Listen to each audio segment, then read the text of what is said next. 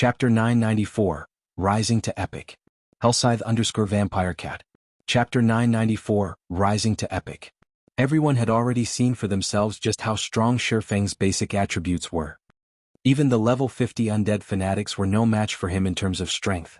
He could easily send the elites flying with a casual attack. However, being able to make it so that not a single monster could get within 10 yards of himself was impossible just by relying on attributes. Combat techniques and experience played important roles as well. While players could improve their basic attributes through equipment upgrades, combat techniques and experience could not be easily improved. This was also the Wind God Spear's greatest point of pride. The various large guilds were all busy raiding dungeons to upgrade their weapons and equipment. They did not place much attention on improving their techniques and accumulating combat experience. Hence, the Wind God Spear would manage to safely break away the encirclement of the Dark Knight Empire's various large guilds time after time and continue existing with relative ease until now. Previously, when the members of the Wind God Spear witnessed Shifeng killing hundreds of undead fanatics with one attack before, the most they felt was shock. After all, that was something he achieved through relying on powerful items and skills. However, now that Shifeng was using an inconceivable combat technique to slaughter the elite monsters, the feeling everyone felt when they looked at Shifeng was no longer that of shock but admiration and worship instead. Many members on the team had already become deeply mesmerized by the sword's orbit. If not for the undead fanatics constantly charging at them, they would definitely place all their attention on observing Shifeng's technique. With such a sword technique, I'm afraid that even one sword of the 8 sword heroes can't compare to him. When Fallen Wind looked at Shifeng, his eyes blazed with the urge to fight. In the entire Dark Knight Empire, the number of experts that received his acknowledgement could be counted with his fingers. Among them, one sword, whom the Secret Pavilion had dubbed one of the 8 sword heroes, was someone Fallen Wind admired greatly. Now the number of people he admired had increased by one more. If not for the undead fanatics, he really would have wished to fight Shifeng to his heart's content. If he keeps on using such a powerful combat technique, will his stamina and concentration be able to handle it? Autumn Goose asked somewhat worriedly as she looked at Shifeng. She was not an ordinary player. Previously, when she had gone up against the encirclement of the Dark Knight Empire's various large guilds, she had also encountered players wielding special combat techniques. While these special combat techniques were indeed powerful, they also had a fatal flaw: they were extremely taxing to use. Utilizing a special combat technique was akin to sprinting all out. The burden it placed on a person's stamina and concentration was many times greater than jogging. In God's domain, even if players only had 1 HP remaining, they could still move freely so long as they did not receive heavy injuries. However, when players' stamina and concentration fell below a certain level, they would no longer be able to enter combat. If Shifeng exhausted his stamina and concentration right now, the consequences would be unimaginable.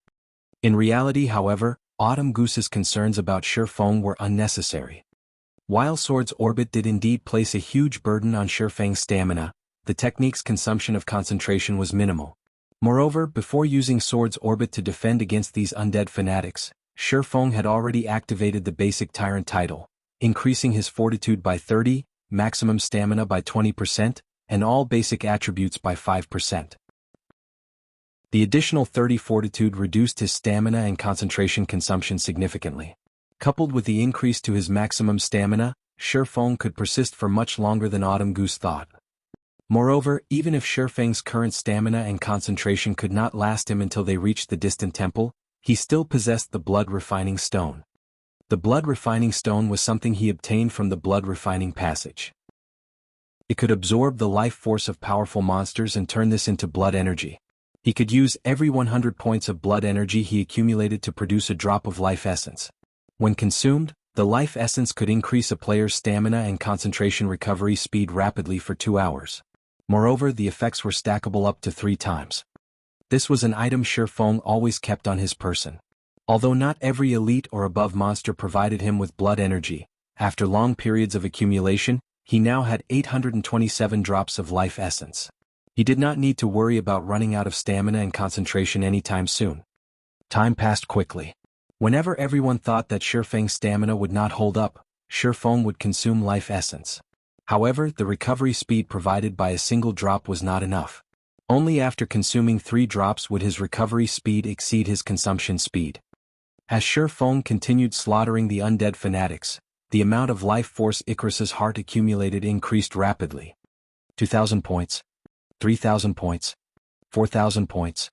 By the time the team arrived before the dazzling Golden Temple, Shifeng had long since accumulated 5,000 units of life force.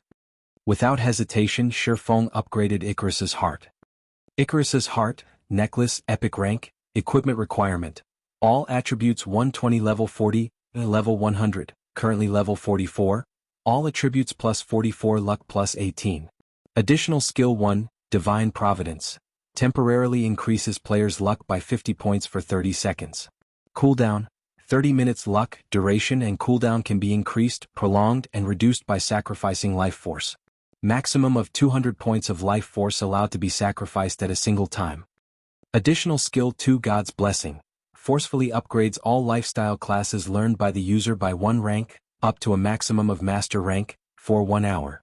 Cooldown, 5 hours duration and cooldown can be increased, prolonged and reduced by sacrificing life force. Maximum of 500 points of life force allowed to be sacrificed at a single time. Passive skill Life Storage. Player can accumulate up to 10,000 units of life force. Current amount, 0/10,000. Shifeng was momentarily stunned when he saw the improved attributes of the epic-ranked Icarus's heart. Although Icarus's heart did not receive much of an improvement in terms of basic attributes, it was definitely a godly item all players would want to have. Setting aside the increased luck attribute Icarus's heart provided, just the necklace's ability to forcibly upgrade a lifestyle class's rank could easily skyrocket a lifestyle player's worth. Particularly during this period when lifestyle players were still low-leveled, being able to upgrade an advanced lifestyle player to the master rank, even if it was only for 1 hour a day, would help a trading firm massively. Currently, Shifeng could not help but wish he could fly back to the Candlelight trading firm right this instant. Unfortunately, he first needed to clear the trial of God. When everyone arrived before the temple, they were still thinking of a way to shake off the undead fanatics' pursuit. However, once everyone entered the main hall of the temple, the mob of undead fanatics suddenly transformed into mists of blood before vanishing into nothingness. There were no signs that those monsters had ever existed. Are we safe? Blue Bamboo looked at her surroundings. After failing to find even a single undead fanatic in the vicinity, she automatically breathed out a sigh of relief. Had the battle dragged on any longer, her mana would have definitely run out. Before, in order to keep everyone's HPs above a safe margin, she had never once stopped casting her healing spells. On their way to this temple, she had consumed over a stack of intermediate mana recovery potions. Not only were intermediate mana recovery potions expensive on the market right now, but their supply was also very low. The ones that appeared in trading firms or auction houses would sell out almost instantly. After all, mana was the second life of magical classes. Without mana, magical classes were no different from rubbish. Hence, those who played a magical class would always carry around 3 or 4 bottles of basic or intermediate mana recovery potion at the very least. She had obtained these intermediate mana recovery potions using the guild contribution points she had earned with great difficulty. Now, however, she had used up half of her stockpile in just this short time, truly a disheartening situation. Just when everyone thought that they were finally safe and could obtain the 7-colored treasure chest sitting atop the towering altar located at the very back of the main hall, the steps of the staircase leading up to the altar suddenly released red beams of light, which then formed into 3-meter-tall, fully armored undead guardians. Undead Guardian, Dark Creature, Chieftain. Level 50 HP 2 400, 000/2 400, 000. Although there were only several hundred undead guardians standing on the staircase, a far cry from the endless flood of undead fanatics from before, everyone could clearly sense that these undead guardians were many times more powerful than those elite monsters. Currently, 3 undead guardians stood on each step of the staircase, and if the team attempted to lure any one of the chieftains, no doubt the other 2 undead guardians would follow. In other words, the team had to go up against 3 undead guardians simultaneously at the very least. Their team's average level was 10 levels lower than the undead guardians. In addition, each level 50 undead guardian could most likely rival a level 40 high lord in strength, only their HPs were lower. With so few players on the team, going up against 3 level 40 high lords at the same time would be extremely difficult. It seems we won't be able to clear this stage without defeating those guardians, Shifeng said. He could not help but wet his lips as he looked at the 7-colored treasure chest sitting atop the staircase. This was not his first time challenging a trial of God.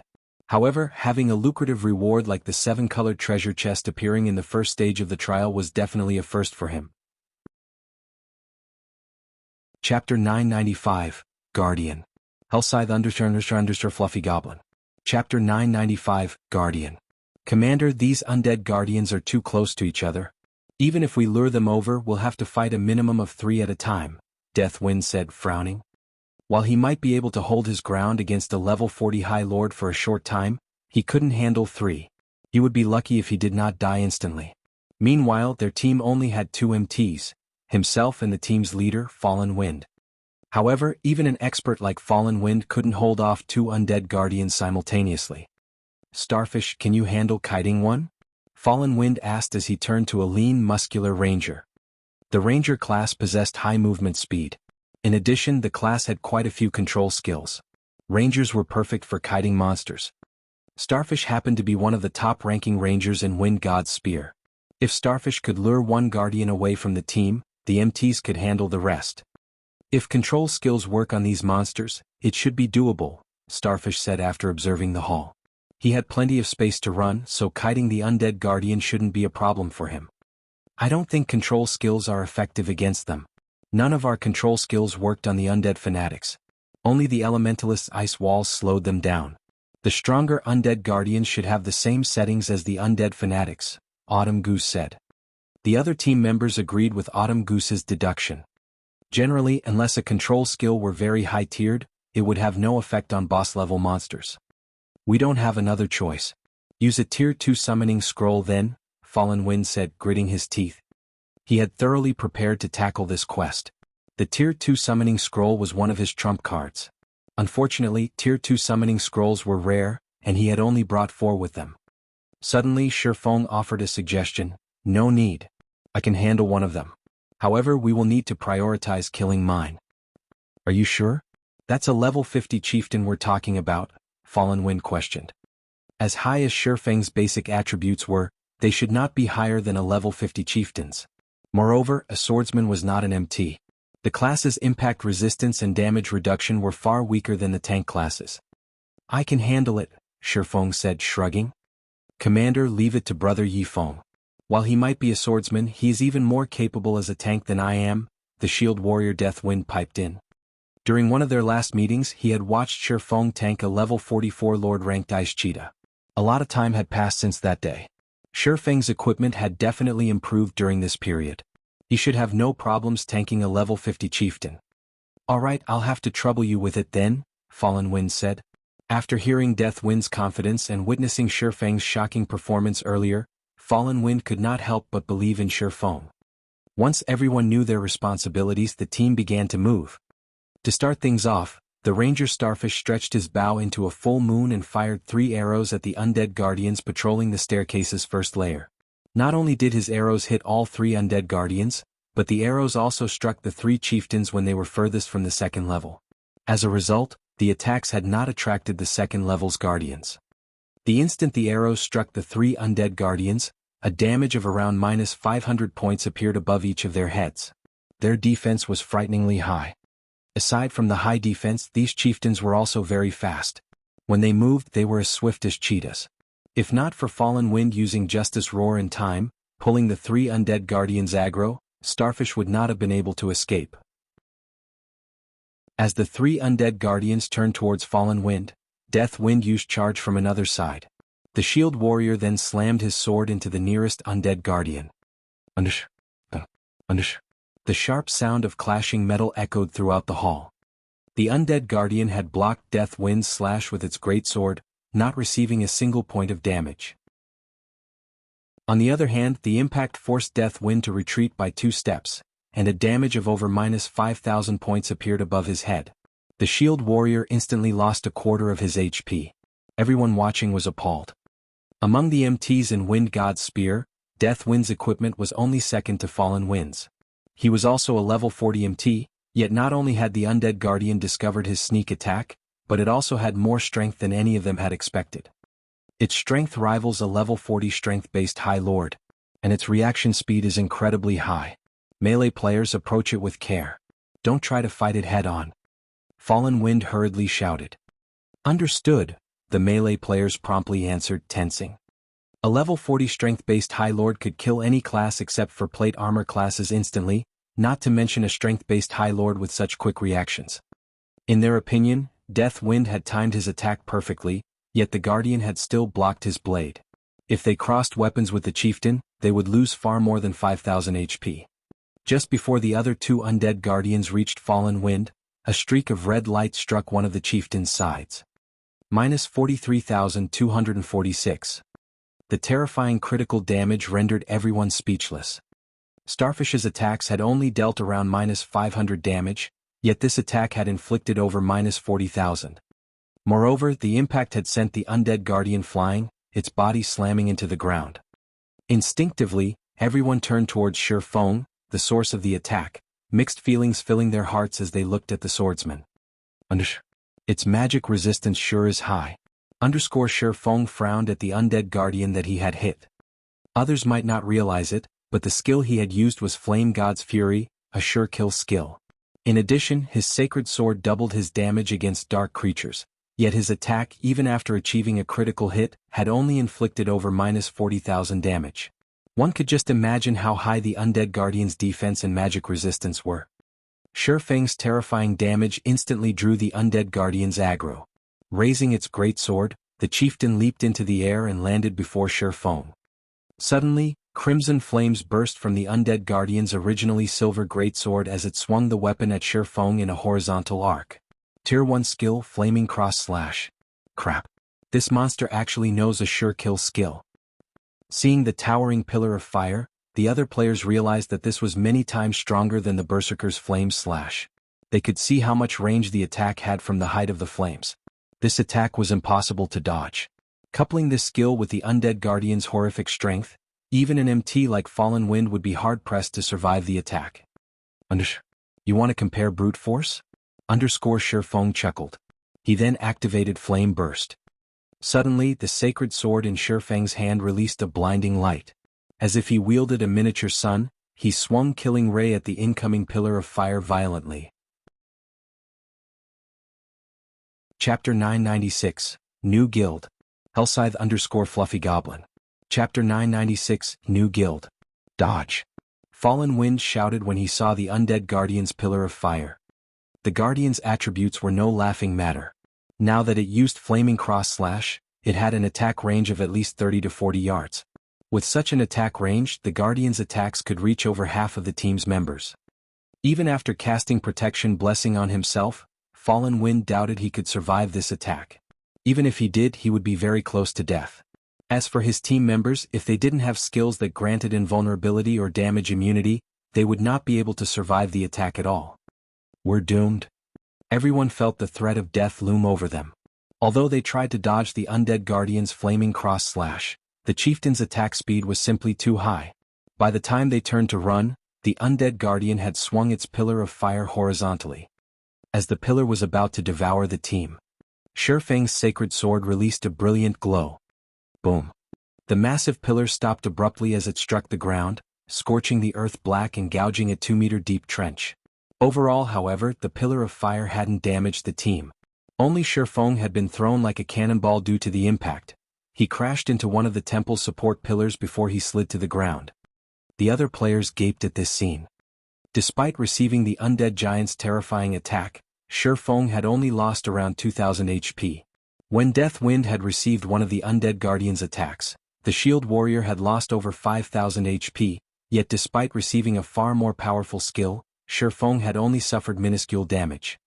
Although most of the players hadn't seen exactly what had happened, Fallen Wind had. As the undead Guardian's attack had descended, Shi Feng struck at the chieftain's greatsword, sliding the blades along each other and altering the weapon's trajectory slightly. In doing so, he forced the chieftain's skill to an abrupt end. Not only had he managed to save half of the team from instant annihilation, but he had also reduced the impact on himself significantly. However, this feat was easier said than done. The undead Guardian had immense strength and top-class attack speed and reaction speed. Finding the perfect location to strike against such a powerful monster's attack was harder than threading a needle. Shi Feng's counterattack had been far from risky. Had he deviated in the slightest, he would have failed to save his team members and paid for his mistake with his life. While Fallen Wind was confident in achieving a similar feat, he wouldn't have been able to do so as easily as Shifeng. So, that is the rumored flowing water realm? After seeing Shifeng's powerful deflection technique, a flash of inspiration struck Fallen Wind. Shifeng's attack had also blown away the roadblock that had hindered his progress. When Shifeng had executed Sword's Orbit, Fallen Wind could only tell how powerful Shifeng's combat technique was. He could not understand the technique's underlying principles. However, the technique Shifeng used to counter the undead giant's attack had fully displayed the properties of the flowing water realm, which helped Fallen Wind finally understand why he had been stuck in the refinement realm all this time. Reaching the refinement realm required precise control of one's body. The flowing water realm, on the other hand, required precise control over the opponent's body. Until now, Fallen Wind had focused too much on his own body, so he hadn't truly observed his opponents and understood them. However, after seeing Shifeng effortlessly deflect the undead giant's sword, he finally understood that he didn't have to spend so much energy on his own movements. Rather, he needed to put that energy and focus into his opponents.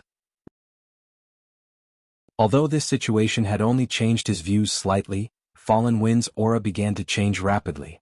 Unlike his previous battle-ready state, his aura relaxed, contained. "Commander, be careful." Autumn Goose shouted a warning as she noticed Fallen Wind slipping into a daze. There was still an undead guardian looming before Fallen Wind. If the guardian knight did not deal with the chieftain properly, it was very likely to kill him. Just as the undead guardian before Fallen Wind swung its greatsword, the guardian knight lifted his massive tower shield. Puh! The descending greatsword slid across the shield smoothly before smashing into the ground. Although the blade had scored a deep trench in the ground, Fallen Wind had only been forced back a step, a damage of over -2,000 points appearing above his head. The impact had only taken 1/10 of his HP. "Commander. Did you?" Autumn Goose's jaw dropped in shock. She couldn't believe her eyes. Although it wasn't as refined, Fallen Wind had used almost the same defense technique that Shifeng had employed. Seeing Shifeng easily handle his undead guardian in the distance, Fallen Wind bitterly commented, "Sure enough, it's difficult. However, the flowing water realm really is something. It's no wonder why I couldn't defeat one sword. This is the most I can handle for now. I'll have to adapt to this new sensation." Now he could barely estimate the undead guardian's attack trajectory to defect it. Even so, it made his fight against the chieftain a lot easier. Fallen Wind's sudden rise in strength alleviated the healer's burden slightly.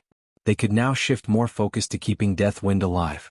Meanwhile, the rest of the team launched their attacks against Shifeng's guardian. As the seconds ticked by, the undead guardian's HP decreased. 70%, 60%, 50%.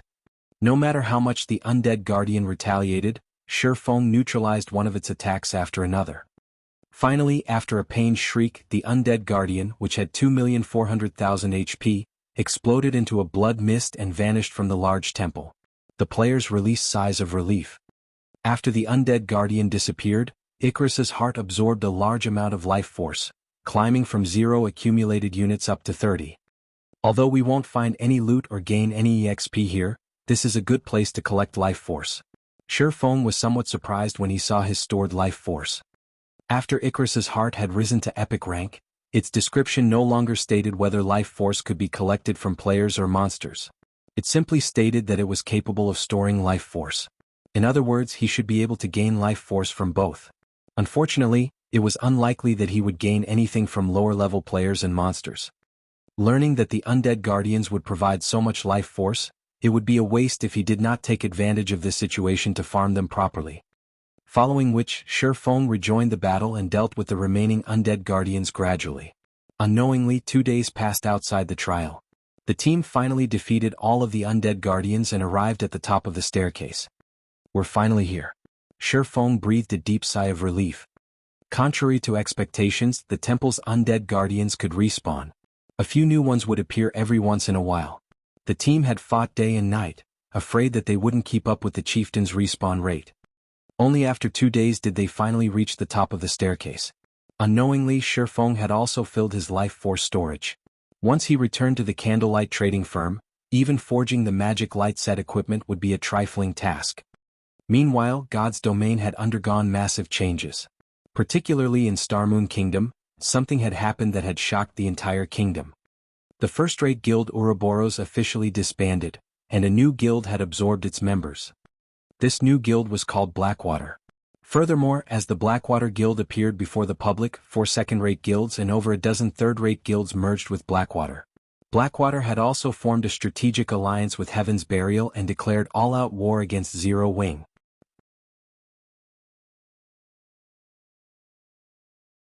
Chapter 997, Cast Steel Armor Kit.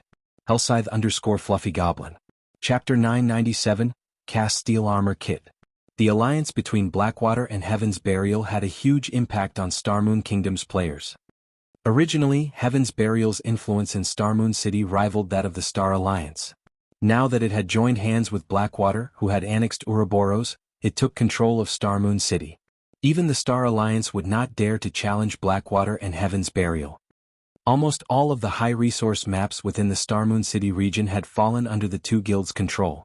If anyone unaffiliated to these guilds trespassed in these maps, regardless of whether they were there for monsters, field bosses, or herbs and ores, they would run the risk of falling prey to these guilds' players, dying upon discovery. As a result, the other guilds now struggled to survive in Star Moon City. Dated by Novelful. Com to independent players, though nothing much had changed. To begin with, they never visited high-resource areas as these maps always belonged to some guild. Normal leveling spots were their bread and butter. Moreover, even if Heaven's Burial and Blackwater had joined hands, the two guilds wouldn't have enough manpower to occupy every map. The various large guilds were trying to monopolize high-resource areas because they could send their members there to level quickly, maintaining their level advantage. At the same time, they could harvest plenty of raw materials. Large guilds had no interest in monopolizing normal areas. Aside from obtaining Ouroboros, the Blackwater Guild had annexed many other large guilds as well. In one night, Blackwater had taken control of nearly 30 NPC cities in Star Moon Kingdom. When Aqua Rose notified Shifeng of the news, he too had been surprised. He had never expected the Blackwater Corporation would actually be this swift and decisive. Moreover, it had annexed so many guilds without self-imploding. The corporation's guild could still function in an orderly manner. In fact, it had already begun to recruit new members in the various NPC cities. Usually, a guild needed to spend quite some time to stabilize its rule after taking over an ordinary NPC city before it could begin its recruitment. Even Zero Wing was no exception. The fact that the Blackwater Corporation had achieved such a feat showed just how frightening its foundation was. This sudden development gave Aqua Rose a massive headache. Just when Zero Wing had earned its title as Star Moon Kingdom's #1 guild and was about to expand, in came a giant like the Blackwater Corporation. Blackwater even publicly declared war on Zero Wing, stating that it would not rest until only one of their guilds remained. Sadly, this was only the beginning. Their guild members were dying like flies in the fields. As Blackwater grew stronger, field battles between Zero Wing and Blackwater's members occurred more frequently. This would definitely affect their guild members' leveling speed. However, Blackwater's actions had not particularly surprised Shifeng. In the past, despite the Blackwater Corporation joining God's domain so late in the game and with only half of the strength it had during its peak, it had nurtured its guild to become a super guild. The main reason for its success was its powerful foundation. It also had an advantage that other corporations lacked. Now that the Blackwater Corporation had joined God's domain at its peak, this performance was no surprise. While Shifeng rested at the top of the staircase, Aqua Rose contacted him again. Guild leader, a short while ago, Blackwater's Blackwater Trading Firm and Heaven's Burial's Heavenly Trading Firm have begun to drop their prices. They have also introduced 2 new highly competitive products. One is the Cast Steel Armor Kit, and the other is the Mana Mixture. Although they aren't selling these items in high quantities at the moment, many of Candlelight's customers have begun to turn to the 2 trading firms for products. Aqua Rose reported worriedly. Should we lower our prices as well? After all, we have more advanced lifestyle players than these 2 firms combined. Our production cost is slightly lower than theirs. Within these 2 short days, the Blackwater Corporation had rendered Aqua Rose speechless. Every move the corporation made disregarded cost. Blackwater was simply using overwhelming force to deal with Zero Wing. Now it had begun to move on the Candlelight Trading Firm. If Zero Wing lost this revenue source, it would only be a matter of time before it fell to the Blackwater Corporation. Now that she was in this predicament, Aqua Rose had to admit that, while guilds with starting capital were amazing, guilds with both strength and capital were incredible. Blackwater even produced its own armor kit and potion. Even the Candlelight trading firm's advanced lifestyle players hadn't accomplished this. The cast steel armor kit was much stronger than the basic strengthened armor kit. Each cast steel armor kit increased defense by 180 points. It could already rival the intermediate mana armor kit. As for basic attributes, it increased roughly the same amount as the basic strengthened armor kit. However, the basic strengthening armor kit could not replicate one aspect of the cast steel armor kit: damage reduction. With each kit that players bound to their armor, they could reduce the damage they received by 1%. As players could bind a maximum of 3 kits, one could gain a maximum of 3% damage reduction.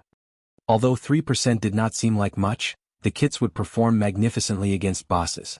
An MT's ordinarily passive skill only provided 5% damage reduction. Unfortunately, such passive damage reduction skills were extremely rare and precious. These skill books easily sold for 10 gold or more. However, even at that price, these skills were hard to find. Guilds and workshops normally kept these for their own use. After all, unlike weapons and equipment, skills would never be outdated. Many skills were still useful after players reached level 200, unless of course players found a stronger replacement. However, doing so was easier said than done. As for the mana mixture, it was invaluable to magical class players. When consumed, the mana mixture increased a player's maximum mana capacity by 10% for 2 hours. While the potion did not possess a cooldown, its effects would not stack. Mana was magical class's second life source. The importance of being able to raise one's mana capacity by 10% went without saying. Healers, in particular, would increase their healing abilities by 10% with a 10% mana boost. They could last longer in dungeons. With the revelation of these two products, Candlelight instantly lost nearly half of its customers. The Candlelight trading firm wasn't worried about a price war. The two exclusive products, however, posed a huge threat. In addition, with the Blackwater trading firm and the Heavenly trading firm working with each other, their shops covered far more ground than Candlelight. With this, the increase in their market share would be even more frightening. "Do you know their prices?" Shifeng asked casually. These two items had also appeared in God's domain in the past. However, they hadn't appeared this soon. Heaven's Burial had relied on these items as trump cards to take control of Starmoon Kingdom. In this life, Shifeng hadn't expected Heaven's Burial create these items so soon. Currently they're selling each cast steel armor kit at 1 gold, 50 silver, while 1 bottle of mana mixture costs 12 silver. Moreover, as they created these items personally, they can produce as many designs and recipes as they want. As more people learn these designs and recipes, their production volume will increase, Aqua Rose said. "They're selling them so cheaply?" Shifeng's curiosity grew. He clearly remembered that these two items had sold for a considerably high price in the past. Heaven's Burial hadn't been so consumer-friendly.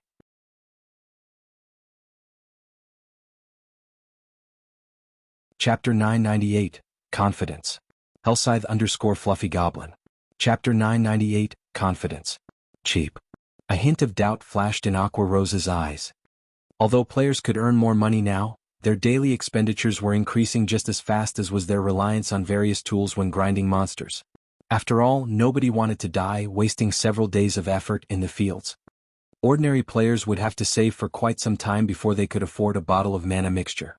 The cast steel armor kits, which cost 1 gold and 50 silver, were simply a luxury item. Only fairly powerful teams, independent experts, or those who bought coins with credits could afford the kit.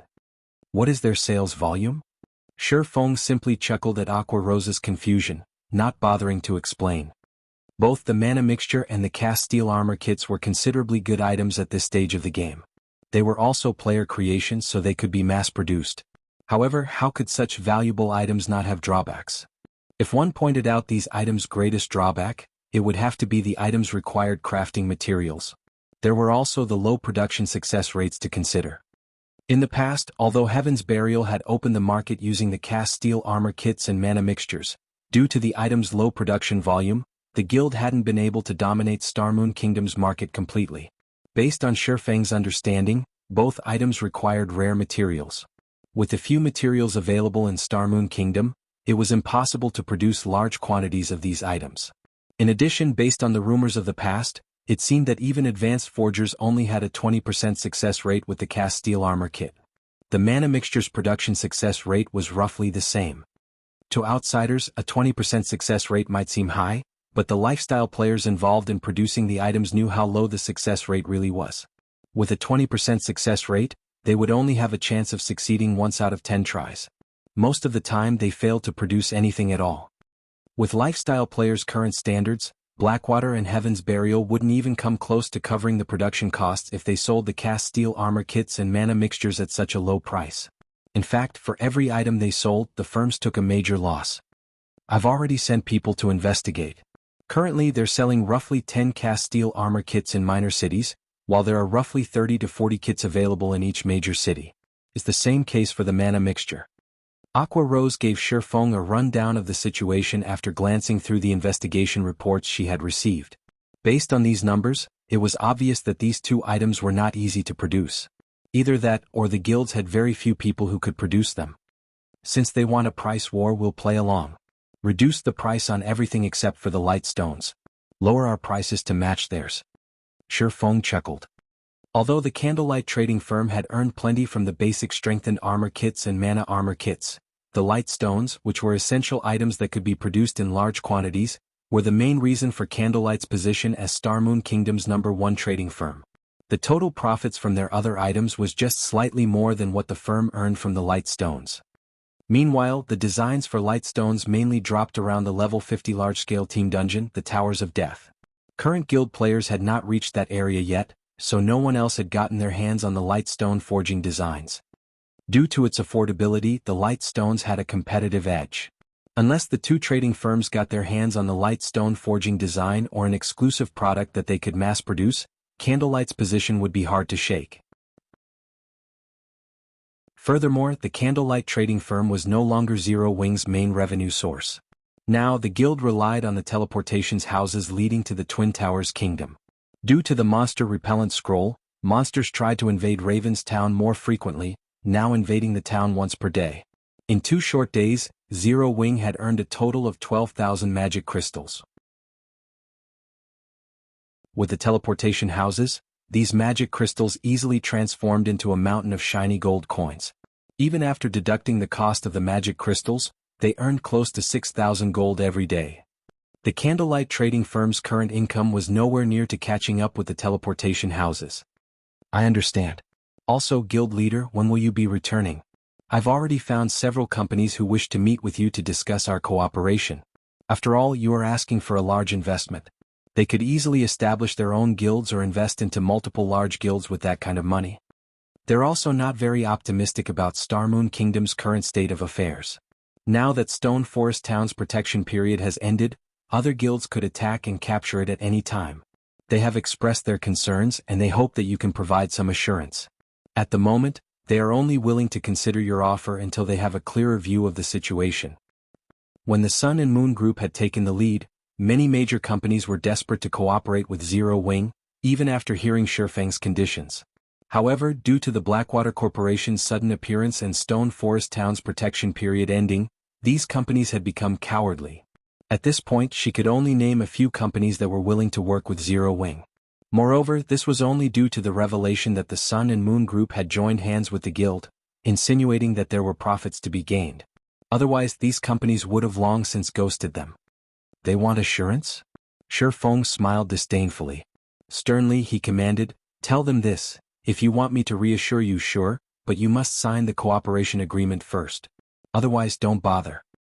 The Starmoon Kingdom's city building order was a core secret. Aside from himself, only Aqua Rose knew of its existence. If this information got out to the public, the consequences would be unimaginable.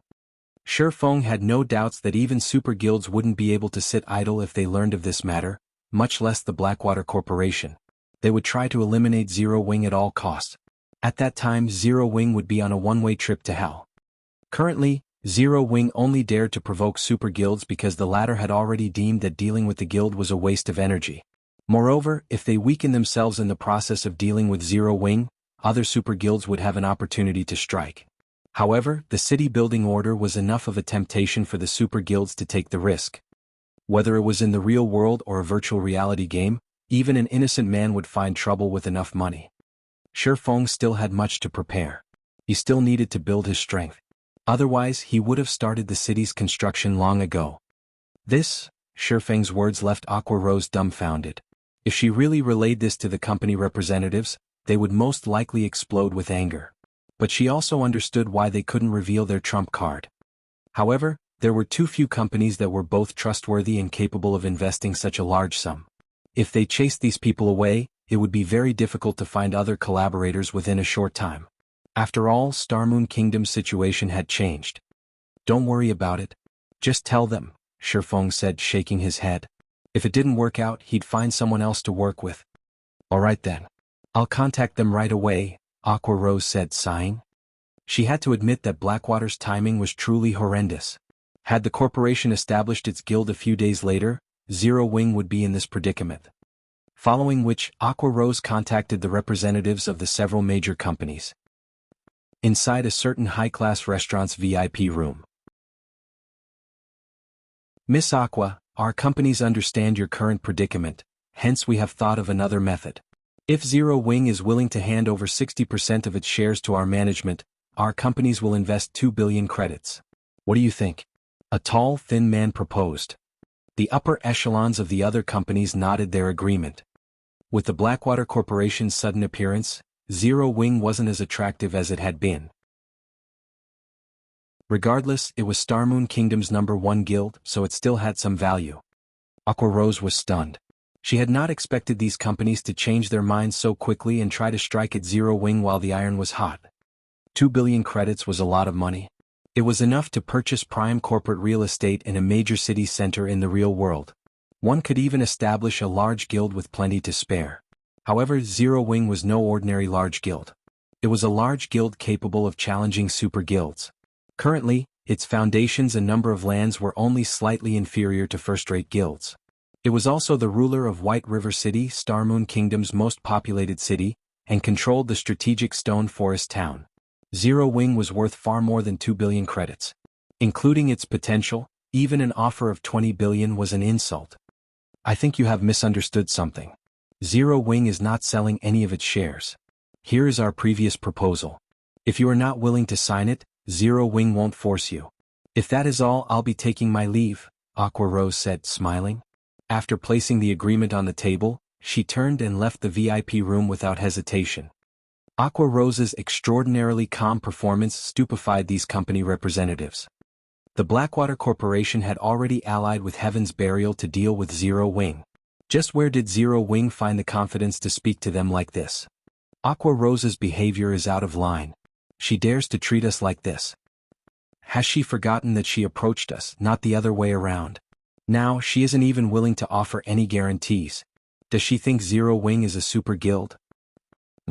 I want to see just how long Zero Wing will last. Once Zero Wing's funds run out, it will come running back to us. That's right. We're not in a rush. I refuse to believe that anyone other than fools or spendthrifts would be willing to work with Zero Wing. When the time comes, we only need to spend a little money to take over Zero Wing. The several representatives sneered. In their opinions, Zero Wing only behaved as such because of its pride.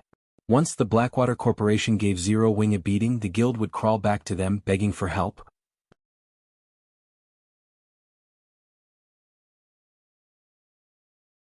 Chapter 999, Divine Treasure Chest. Hellscythe_Fluffy Goblin. Chapter 999, Divine Treasure Chest. Star Moon City. After dismissing Ouroboros, Blackwater took over the guild residence. Compared to Ouroboros' residence, Blackwater's was far more lively. Among the players moving about the residence, quite a few were only between level 10 and level 20. However, not a single person looked down on these low-leveled players. These players' auras were different from ordinary players. They all felt hostile. Their bodies were also tall and robust. Despite such low levels, even level 30+ ordinary players avoided them. Who are these people? They've just joined the Blackwater Guild, yet despite such low levels, they have been inducted into the guild's Blackwater Legion, which the guild has been heavily cultivating. You might not know this since you've just joined Blackwater, but they are all experts from the Blackwater Corporation. Although their levels are low, their combat standards are very high. A few elite members even challenged them to a level-adjusted match. In the end, these people defeated the elites in 2 or 3 moves. A few of them are even stronger than Ouroboros' original experts. What? They're actually stronger than Ouroboros' experts. Of course. In Ouroboros I was also an elite member. To convince us that joining the Blackwater Guild was the right decision, the Blackwater Corporation had allowed Ouroboros' experts, who were displeased by the change, to challenge its experts. In the end, Blackwater's experts won every match. Afterward, Ouroboros' experts were demoted from core members to elite guild members. Elite members like myself were demoted to normal members. If we want a promotion, we have to take Blackwater's new test. And here I thought that the Blackwater Guild lacked experts after forcefully taking over Ouroboros. I never thought that it would have so many experts so soon. Once these experts catch up in levels, won't the Blackwater Guild easily become the #1 guild in Starmoon Kingdom? I know, right? Initially, I had been rather worried about the sudden change. Now, however, it seems that remaining in the guild was the right decision. Blackwater has more potential than Ouroboros ever did. Even the Star Alliance's members avoid us in the fields. Many Blackwater members discussed their guild situation as they relaxed in the residence. They were quite confident about Blackwater's future. Blackwater's residence, Guild Leader's office. Entering the Guild Leader's office, the bald, middle-aged man greeted Abandoned Wave respectfully before reporting, "Guild Leader, there's movement in Zero Wing. Aside from the light stones, they've lowered their prices to match ours. Moreover, not long ago, I've received news that discussions between Zero Wing's Vice Guild Leader, Aqua Rose, and several major companies have failed. With this, Zero Wing won't receive any major funding. Only the Sun and Moon Group remains a problem. There is nothing to worry about with the Sun and Moon Group. They have their hands full with Twilight Echo. Furthermore, now that more players are reaching level 40, guilds are in urgent need of funds to supply their members with mounts. Sun and Moon doesn't have much to spare for Zero Wing. What we need to focus on now is exhausting Zero Wing's funds and forcing the guild to take the first swing. After that, we will deal Zero Wing a fatal blow," Abandoned Wave laughed. He then asked, "How is the material delivery going?" "The Dragon Phoenix Pavilion has already sent the materials. They will last us a relatively long time. In addition, the pavilion sent an additional 20 advanced lifestyle players, stating that these people can help us mass-produce the cast steel armor kits and mana mixtures. Should I reject their offer?" the bald man asked. "No need. Isn't it just a few designs and recipes? They can have them. It won't affect our operations in any way. In fact, I have been trying to figure out how to obtain more advanced lifestyle players. Blood Dragon is simply helping the Blackwater trading firm. With this, it will be much easier for the Blackwater trading firm to corner more of Starmoon Kingdom's market." Abandoned Wave shook his head and laughed coldly. "However, we can't let the pavilion learn those designs and recipes for nothing. Have the pavilion sign an agreement. After learning the designs and recipes, they have to remove Zero Wing's branch guild from Lakeheart City immediately. I don't want Zero Wing to have any chance of making a comeback." "Understood. I'll get it done right away." The bald man bowed before leaving. Inside the Trial of God's Temple, Shi Feng and the players from Wind God's Spear were trying to think of a way to deal with the undead commander that had suddenly appeared before the 7-colored treasure chest. The undead commander wore exquisite golden armor. 2 long swords radiating cold area hung from the commander's waist.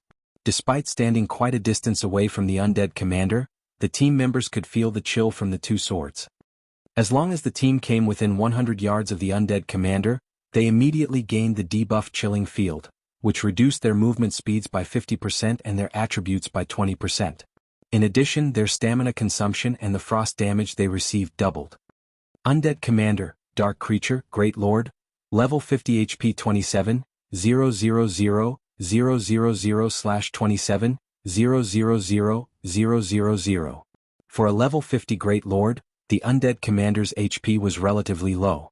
However, the Great Lord's Chilling Field gave everyone a headache. Their levels were already lower than the Undead Commanders, but now that their basic attributes had decreased by 20%, they were even less of a match for the Great Lord. They also had to deal with double the frost damage. Even a level 40 MT like Fallen Wind couldn't tank the Great Lord. If nobody could tank the Undead Commander, they would have no way of clearing this trial. Sure enough, a 7-colored treasure chest isn't easy to obtain. Shi Feng smiled bitterly as he observed the Undead Commander. In the Trial of God, every stage would provide rewards. This reward came in the form of treasure chests. However, depending on the trial's rank, the treasure chests would differ. Generally, the best that would appear in a 4-colored trial was a 5-colored treasure chest. The best in a 6-colored trial would be a 7-colored chest. Based on rumors Shifeng had heard, a 7-colored trial's top reward was a yin-yang treasure chest, also known as the divine treasure chest. According to the official forums, the divine treasure chest was even superior to a legendary treasure chest. Unfortunately, no one had ever managed to open a divine treasure chest, even after a decade in God's domain. The 7-colored treasure chest before him was definitely the highest-ranking treasure chest Shifeng had ever encountered. "Commander, should we use a Tier 2 summoning scroll and give it a try?" Autumn Goose suggested as she watched the 3-meter-tall Great Lord. No matter how she thought about it, they could not handle the undead commander without a Tier 2 summoned creature. With their current level, the Tier 2 creature they summon would also be level 50. In other words, they would have a level 50 Lord tank. Although she did not think that a Lord could survive against the undead commander for long, they had 4 Tier 2 summoning scrolls. Fortunately, if they died here, they wouldn't lose an entire level like they would in the outside world. Like dungeons, they would only lose 10% experience if they died in the trial of God. They could afford to try. "I guess that's our only choice. I'll use the summoned creature to test the undead commander's strength first. If it seems doable, we'll start the raid immediately," Fallen Wind said after giving it some thought. Otherwise, they would have to give up on the trial and pray for a lenient punishment.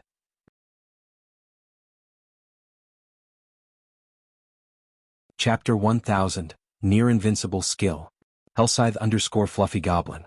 Chapter 1000, Near-invincible skill.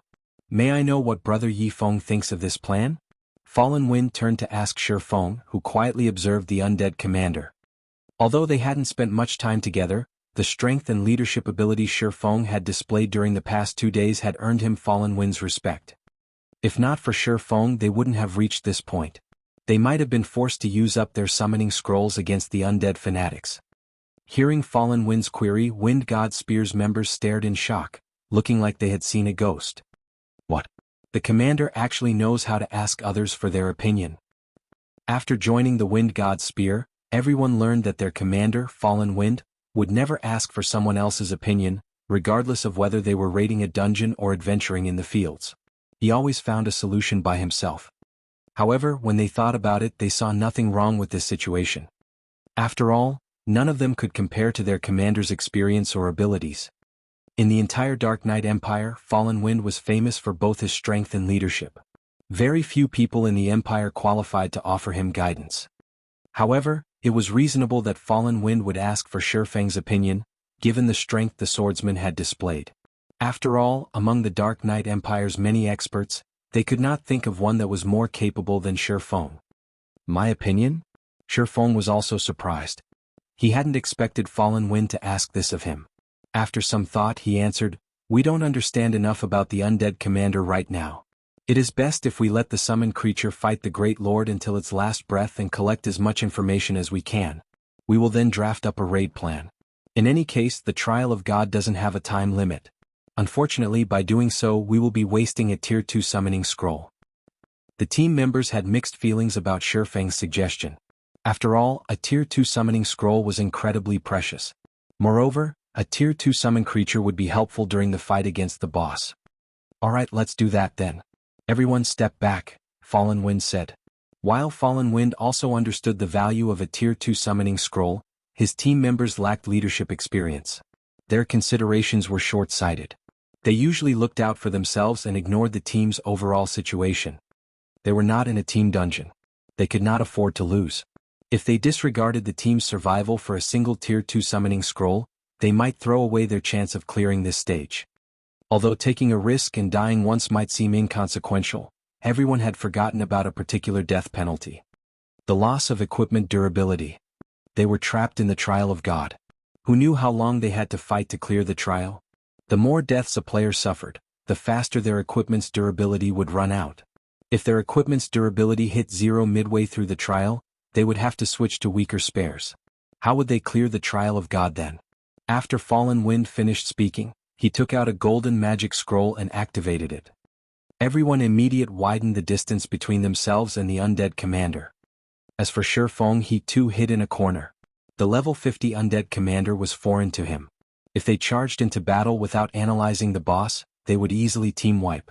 Without a doubt, sacrificing a tier 2 summoned creature to analyze the undead commander's combat style and skills was the best decision. Fallen Wind summoned a level 50 Lord ranked Thundercloud Tiger. Thundercloud Tiger, elemental creature, Lord, level 50 HP 9, 000/9, 000. The Thundercloud Tiger was much larger than the undead commander, standing well over 5 meters. Blue lightning arched around the tiger's body, giving it a very handsome and fierce appearance.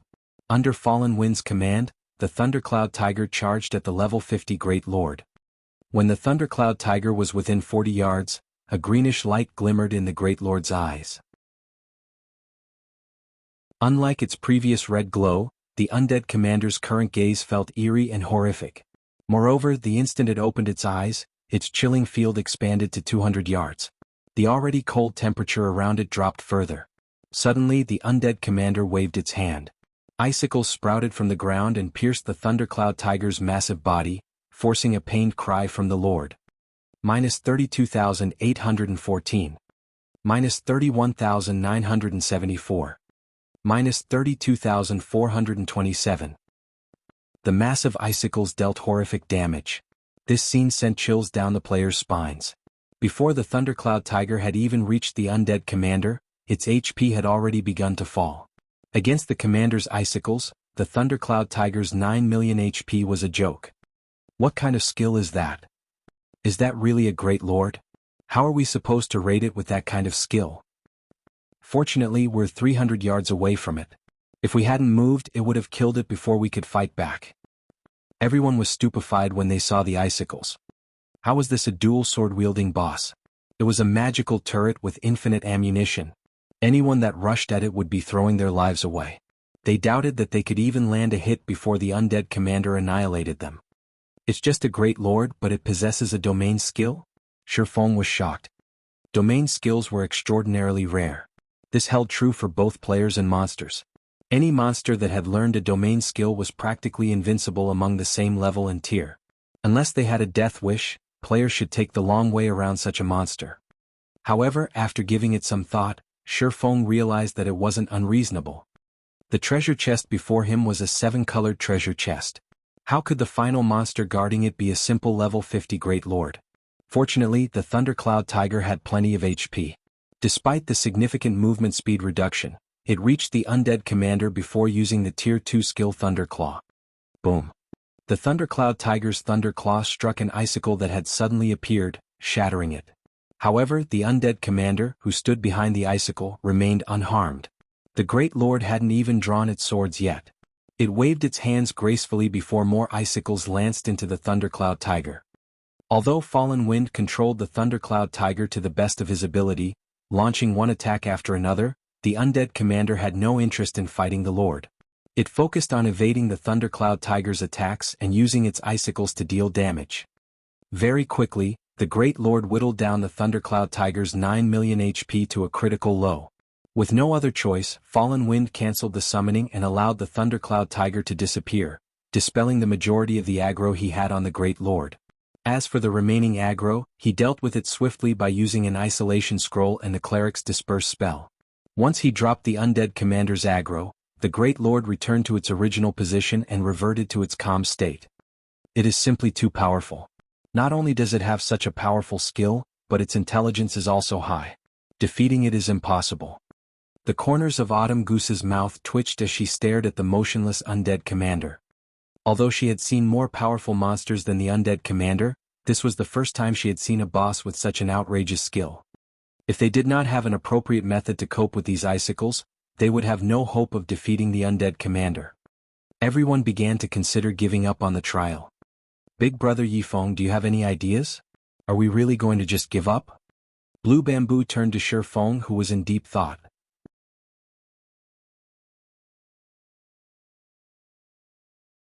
Chapter 1001, Monster Grades. Hellscythe_Fluffy Goblin. Chapter 1001 Monster Grades.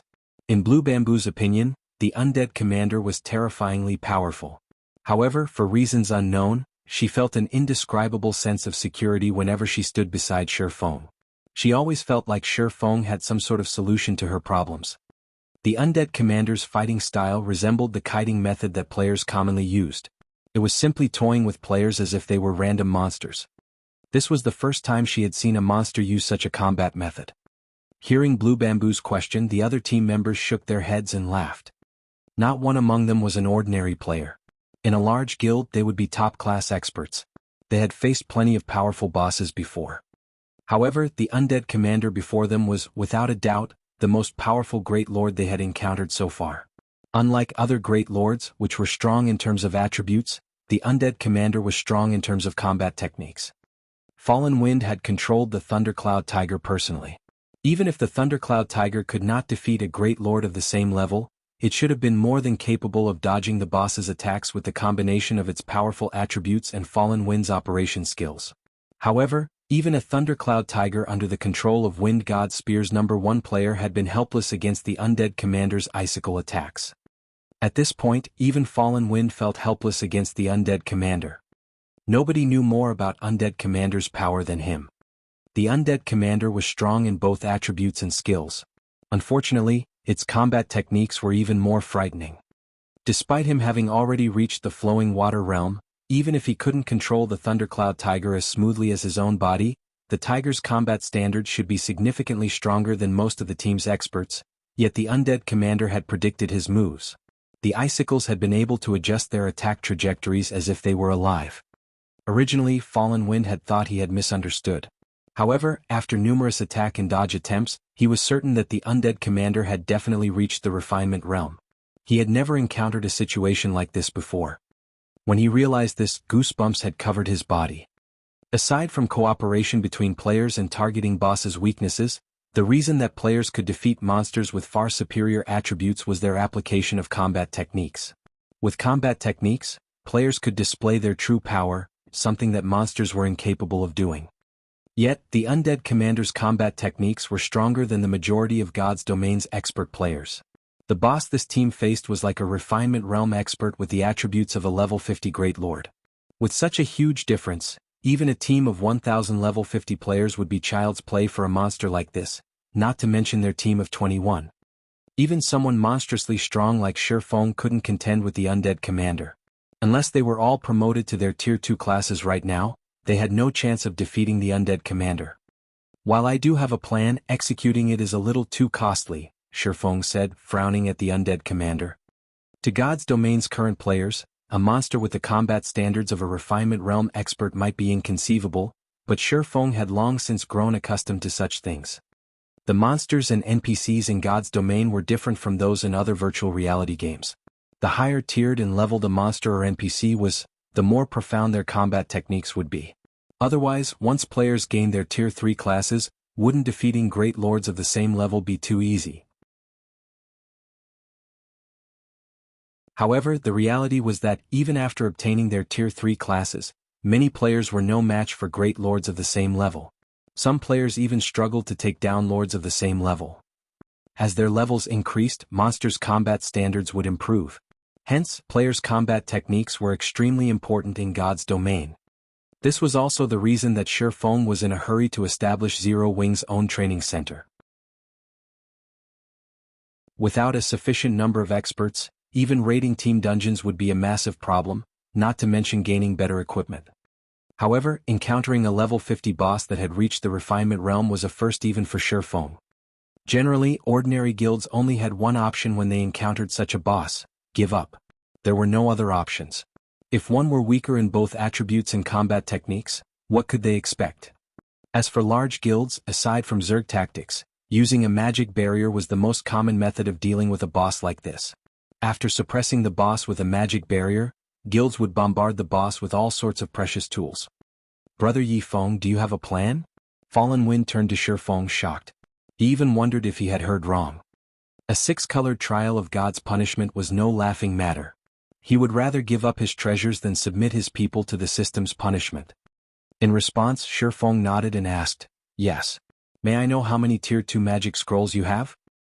Tier 2 magic scrolls? Fallen Wind quickly counted the magic scrolls he and his teammates had brought with them. Proudly he answered, "Altogether we have a total of 52 Tier 2 magic scrolls. Among them, 3 are summoning scrolls. In God's domain the most common magic scrolls were Tier 0. Tier 1 magic scrolls were much rarer, and Tier 2 magic scrolls were even more so. Most top-tier 100-man independent teams were lucky if they carried 10 Tier 3 magic scrolls." 52. After some thought, Shifeng said, "Aside from the summoning scrolls, hand me your Tier 2 scrolls. I'll leave these 9 with you. Once I have the undead commander's attention, use them." Saying so, Shifeng handed 9 9-star polar domain scrolls to Fallen Wind. As an intermediate magic array, the 9-star polar domain could easily suppress a level 50 Great Lord. Although Fallen Wind had no idea what Shifeng intended to do, he handed over all of his Tier 2 magic scrolls, keeping the summoning scrolls. Since they were going to die anyway, they might as well give it a try. If they succeeded, they would walk away with massive profits. However, after Fallen Wind accepted the 9-star polar domain scrolls, he was shocked. Intermediate magic array scrolls? Fallen Wind stared at Shifeng, who gradually approached the undead commander, in disbelief. Even basic magic array scrolls' value could rival Tier 2 summoning scrolls. However, unlike Tier 2 summoning scrolls, one needed many copies of a magic array scroll to use it. Even until now, the Wind God Spear had only collected half a set of basic magic array scrolls. They couldn't use the scroll's magic barrier. As for intermediate magic array scrolls, they weren't even available on the market yet. They were so rare that, until now, Fallen Wind had never seen one. They were no less rare than Tier 3 magic scrolls, yet Shifeng had casually pulled 9 from his bag. They were even identical. Even large guilds couldn't afford to expend so many, not to mention an adventurer group like the Wind God Spear. The rest of the team was just as shocked when they saw the intermediate magic array scrolls. Not only was Shifeng so strong of his own right, but he also had such precious tools. Following which, Fallen Wind distributed the 9-star polar domain scrolls to 9 of his team members. He then instructed them to spread out and stand ready. "There is no need to be nervous. After I damage the undead commander, you guys need to close in. Once you reach the maximum range, wait for my command," Shifeng said in the team chat after confirming their positions. Understood. The 9 people relaxed when they heard Shifeng's calm and confident tone. Once everyone was ready, Shifeng activated Power of Darkness and Thunder God's Descent.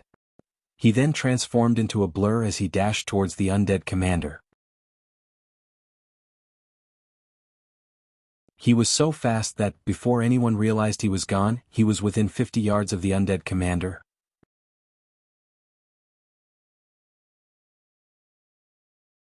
Chapter 1002, Effects of an Advanced Combat Technique. Hellscythe_Fluffy Goblin. Chapter 1002, Effects of an Advanced Combat Technique. So fast. Even the Thundercloud Tiger wasn't that fast. Was he not using his full strength before? Everyone was stunned by the afterimages that Shifeng left behind. With such speed, getting a lock on Shifeng would be difficult, not to mention hitting the swordsman with ranged attacks. Even the speed-type High Lords they had encountered before were not as fast as Shifeng. The undead commander is making its move. Autumn Goose grew nervous when the undead commander suddenly opened its eyes. Shifeng's ability to damage the Great Lord would decide the fate of this raid. If he could hit the Great Lord, he could pull the boss's aggro. With this, everyone else would be safer while deploying the 9-star polar domain. On the other hand, if Shifeng failed to hit the undead commander, there was a good chance that boss would target the 9 scroll wielders as they approached. They would be especially vulnerable when they activated the magic array scrolls. Generally, when players activated a magic array to suppress a boss, they would attract the monster's attention. If one of the scroll casters died, their efforts would be for naught. Previously, when Fallen Wind had controlled the level 50 Thundercloud Tiger, he had not been able to deal a single point of damage. Although Autumn Goose thought highly of Shifeng, she felt a horrific aura that nearly stopped her heart when the Great Lord opened its eyes. She stood well over 100 yards away from the undead commander, yet fear took over her body when the Great Lord's gaze fell upon her, and her instincts screamed at her to run. The pressure felt as if she were facing a Grand Lord rather than a Great Lord. Autumn Goose wasn't the only one who felt like this. The other team members also felt a powerful sense of impending doom. Suddenly, the undead commander turned to Shifeng. It waved one of its hands towards the swordsman. Shio, shio, shio. Instantly, 5 massive icicles sprouted from beneath Shifeng's feet. Treating Shifeng's ghostly speed as if it were nothing, the undead commander accurately pinpointed Shifeng's movements. Of the 5 icicles, 3 limited Shifeng's range of activity, while the remaining 2 attacked the swordsman directly. Without suspense, the icicles pierced through Shifeng's body. The entire process happened in the blink of an eye. How is this possible? Fallen Wind couldn't believe his eyes. The undead commander's attacks had not been this accurate when against the Thundercloud Tiger. When it had attacked, it had left plenty of space of the tiger to maneuver. Now, however, Fallen Wind could not find any loopholes in the Great Lord's attack. Seeing the undead commander's glimmering green eyes, Fallen Wind suddenly felt as if he had been toyed with. The undead commander had not used its true strength yet. No, Yifeng is still alive, Thoughtful Rain firmly stated as she watched the 2 icicles where Shifeng had been. That's not possible, right? Those icicles hit him. There is no way he is still alive after that kind of damage, Autumn Goose said as she shot Thoughtful Rain an odd look. She couldn't understand Thoughtful Rain's determination. Look at the team status window, Thoughtful Rain explained. What? How is he unharmed? Everyone was surprised when they looked at the team status window. As Thoughtful Rain had said, Shifeng was still alive. In fact, his HP was full. As the team members wondered what had happened, the undead commander began to gesture with its hands rapidly. Icicles shot from the ground, one after another. The Great Lord's attack rate much faster than it had been against the Thundercloud Tiger. After a moment, the originally barren terrain had transformed into a forest of ice, yet the undead commander's gestures didn't stop. It was even starting to retreat. Can anyone tell me what is happening? Blue Bamboo asked, watching the boss with wide eyes. All she could see is the undead commander launch random attacks, filling the battlefield. She refused to believe that such a powerful boss had suddenly lost its mind. While the other team members wanted to answer Blue Bamboo's questions, they didn't know what was going on either. Brother Yifeng is fighting the undead commander. Only our eyes can't perceive him, Fallen Wind said uneasily. As they were relatively far away, he couldn't see the battle clearly either. However, based on the undead commander's movements, he could tell that the Great Lord could sense Shifeng. I get it. He's using void steps, Thoughtful Rain declared. After hearing Fallen Wind's explanation, realization dawned on her. Void steps was a footwork technique that only Zero Wings Corps members had an opportunity to learn. It was also the specialty technique of Zero Wings Guild leader, Black Flame. However, this advanced footwork technique was complex. Even now, she didn't even understand a fraction of the technique. Void steps. Thoughtful Rain's explanation confused the players from the Wind God's spear. Even Autumn Goose felt as if she and Thoughtful Rain lived in different worlds. Hadn't she been the one to guide Thoughtful Rain in the past? Following which, Thoughtful Rain explained the footwork technique as best as she could. What? Zero Wings Corps members get to learn an advanced technique like that? Wind God Spear's members were flabbergasted. To them, learning combat techniques was a dream. They had no access to that kind of training. And yet, in Zero Wing, the guild's core members were handed the opportunity to learn such powerful maneuvers. Wind God Spear's members suddenly envied Thoughtful Rain and Blue Bamboo. To battle maniacs like them, nothing was more tempting than improving their combat standards. Even legendary weapons and equipment were not as valuable as void steps in their opinion. After all, weapons and equipment were external. As long as one was strong enough, they would, sooner or later, obtain these items. However, combat techniques were a different story. As everyone from the Wind God's Spear admired Thoughtful Rain and Blue Bamboo, the undead commander stilled its hands abruptly. It unsheathed the 2 swords from its waist and appeared to swing one of them at empty air. Boom. Suddenly, the clang of metal on metal echoed throughout the battlefield. The resulting shockwave unbalanced Fallen Wind and the others from over 100 yards away. Meanwhile, a figure appeared where the undead commander had aimed its attack. This figure was none other than Shifeng. Isn't its strength a little too high? Shifeng was inwardly shocked. He had used parry to block the undead commander's attack. Although he had not received any damage, the sturdy stone floor beneath him had shattered. The shock of the impact had also numbed his hands. The undead commander had far more strength than a level 50 Great Lord should have. Based on Shifeng's estimation, it has as much strength as a Grand Lord at the very least. Fortunately, he had activated Power of Darkness before engaging the boss. Without the boosted attributes, he would have been dead on the floor. However, he had achieved his goal. Scram. Feng then launched Dragon Breath at the undead commander. A beam of silver light devoured the Great Lord. Caught by surprise, the undead commander failed to evade the attack and received over -30,000 damage. Moreover, he had triggered Dragon Breath's knockback effect, shoving the undead commander back by 10 yards. Following which, Feng took a silvery gray, dilapidated magic scroll from his bag. The instant he unfurled the magic scroll, the surrounding mana flow froze. Tier 3 Magic Scroll Mana Seal.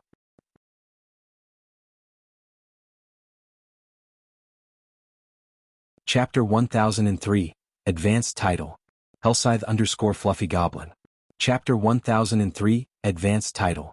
After seeing the Tier 3 Magic Scroll in Feng's hands, the green flames in the undead commander's eyes flared. It could obviously feel the threat from the mana seal as it raised its swords and slashed forward. Numerous icicles emerged beneath Feng's feet, dense enough that dodging them was nearly impossible. However, predicting the move, Feng activated Defensive Blade and fended off the attacks. He then began to chant the scroll's incantation. As Feng finished the final verse, more than a dozen small silver magic arrays appeared around the undead commander, surrounding the Great Lord. Although the undead commander tried to escape the encirclement, silver chains shot out from the magic arrays that bound the undead commander. As the chains tightened around the undead commander, its chilling field vanished. "Move!" Feng shouted in the team chat. The Tier 3 spell Mana Seal could only silence one target. Although its effects wouldn't last long against a Great Lord, it should be able to hold out for 4 or 5 minutes. At Feng's command, everyone snapped out of their daze.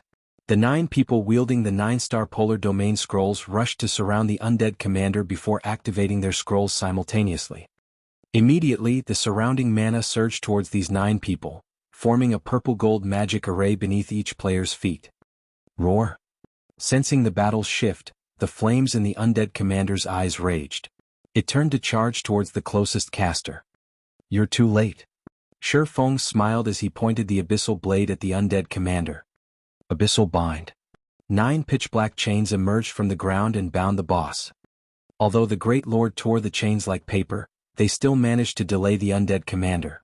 The brief moment allowed the magic arrays to merge, forming a golden magic barrier. Seeing the 9-star Polar Domain, the undead commander released an angry roar. However, no matter how much it struggled, its attributes decreased rapidly under the magic barrier's suppression. In the blink of an eye, the undead commander's maximum HP had fallen from 27 million to 12 million. The Great Lord's attributes had been reduced by more than half. Isn't this magic array a little too strong? These players were nearly speechless. They had seen large guilds use magic arrays to suppress field bosses before.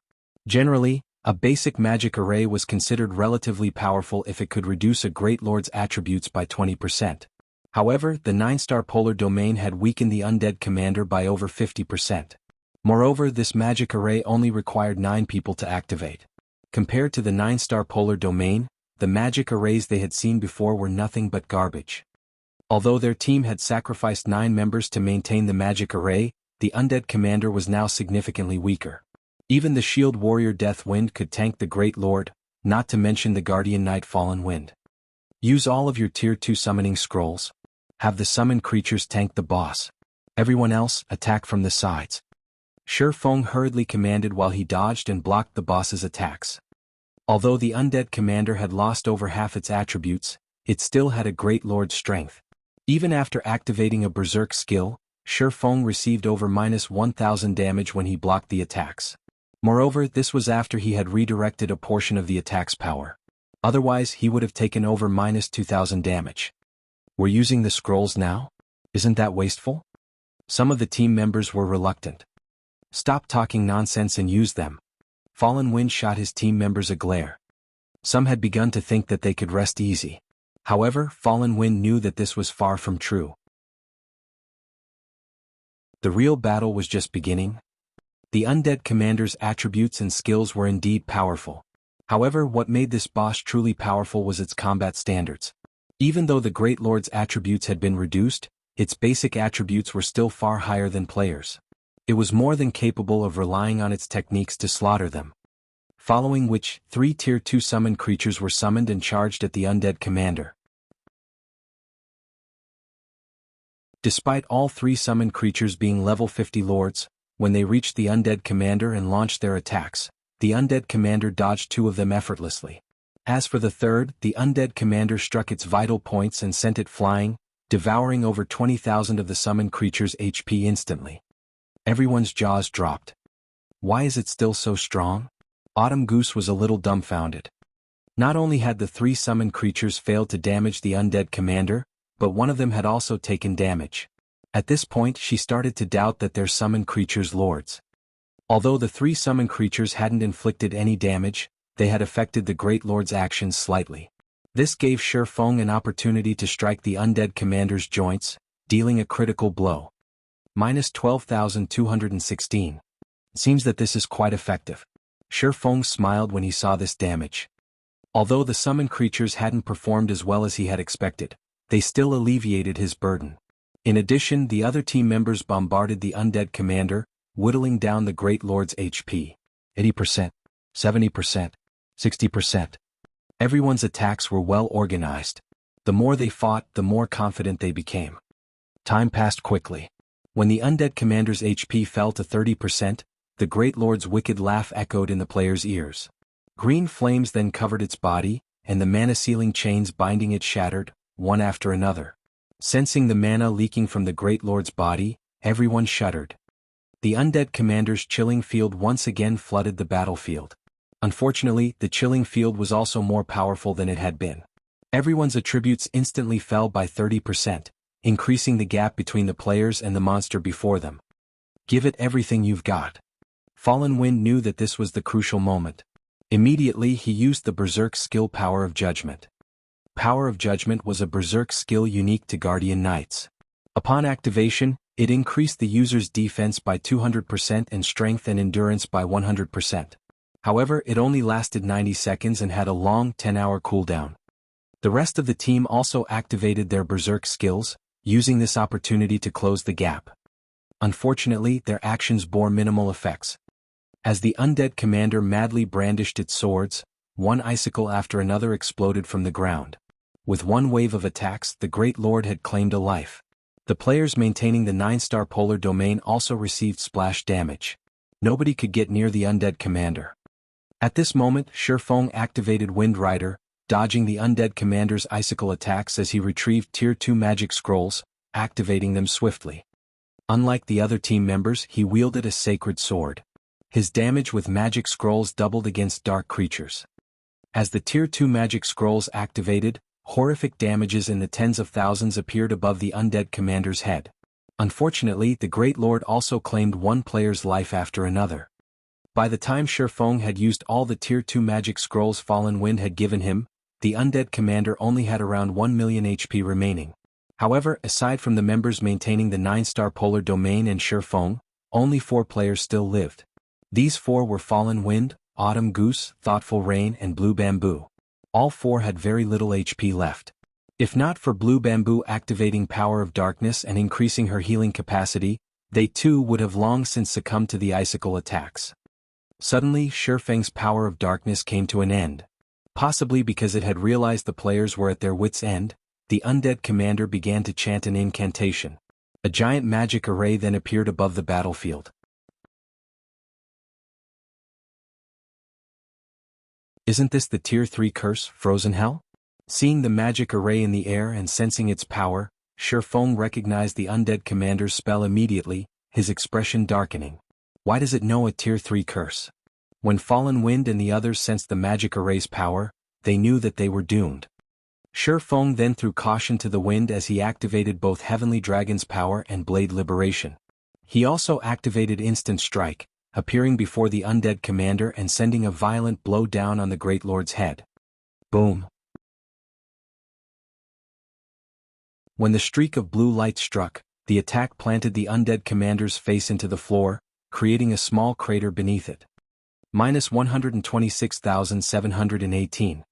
Not only had Shi Feng's attack triggered Killing Ray's lightning effect, but his powerful damage had also interrupted the Great Lord's casting. However, Shi Feng was far from done. Streak after streak of blue light passed through the undead commander's fallen body. Although the Great Lord tried to defend itself with its icicles, the blue lights shattered the frosty lances. By the time Instant Strike ended, the undead commander had less than 200,000 HP remaining. Die. Lifting Killing Ray high, Shifeng used Flame Burst on the heavily damaged undead commander. 15 dazzling flames devoured the undead commander, burning it until nothing was left except for its suit of golden armor. System, congratulations. You have killed the immortal. Rewarding the advanced title Spirit Slayer.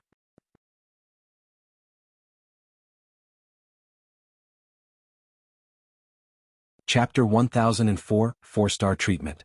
Is it dead? Is he really a human? He actually gave the undead commander such a violent beating. Everyone stared at the undead commander's ashy remains, astonished. The undead commander was simply too powerful. While inside its chilling field, the team had been forced to deal with the icicle attacks. Although the attacks aimed at them were not as strong or fast as those targeting Shifeng, one mistake could lead to an instant death.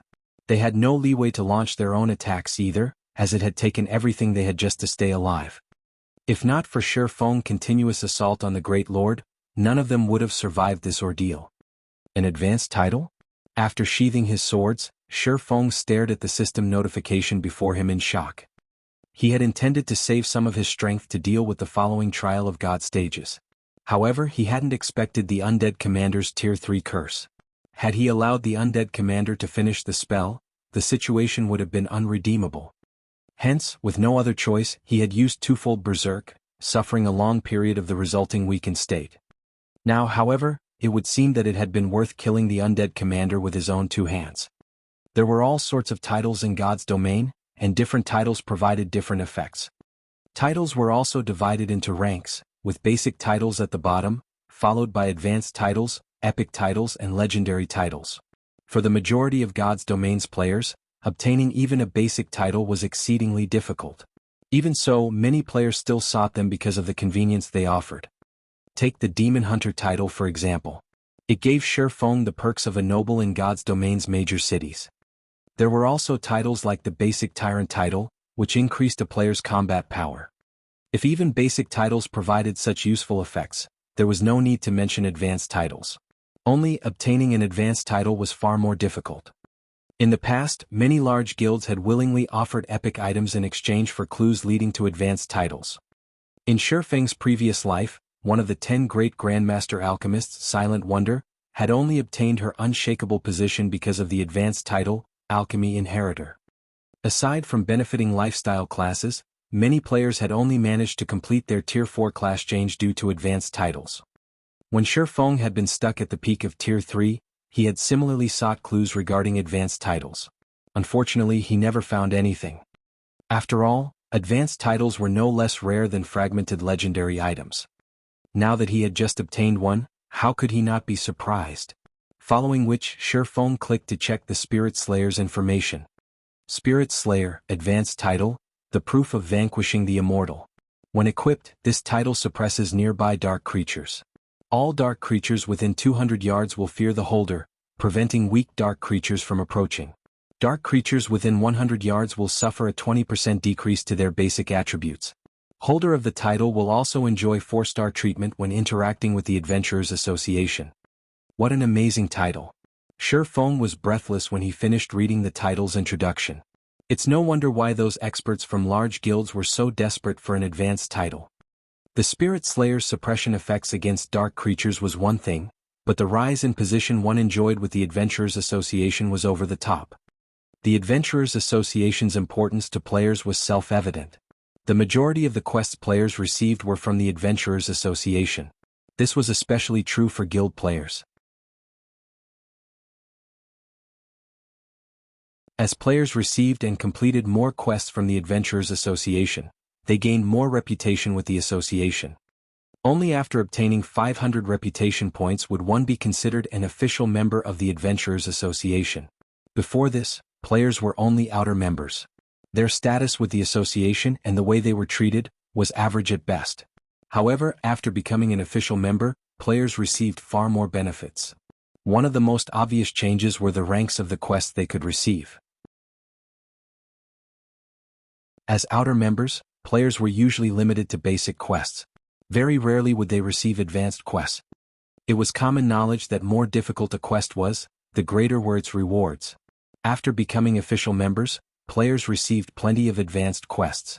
This was also why many independent players had been able to manage in God's domain relatively well without joining a guild. Also, after becoming an official member, players activated the Adventurers Association's star rank system. Official members started in the 1-star position. Only after completing a sufficient number of 1-star quests could they challenge the promotion test to become 2-star adventurers. 2-star adventurers were the equivalent of Adventurers Association's elite members. Needless to say, they enjoyed far more benefits. 3-star adventurers were equivalent to core members, while 4-star adventurers were equivalent to the Vice Branch Association Masters, and 5-star adventurers were equivalent to Branch Association Masters in the Adventurers Association. The Branch Association Masters were the equivalent of the War Gods Temple's branch temple leaders and the magistrates in major NPC cities. Meanwhile, the Spirit Slayer title allowed him to enjoy a 4-star position in the Adventurers Association. In the past, the furthest Shifeng had gotten was the 3-star status.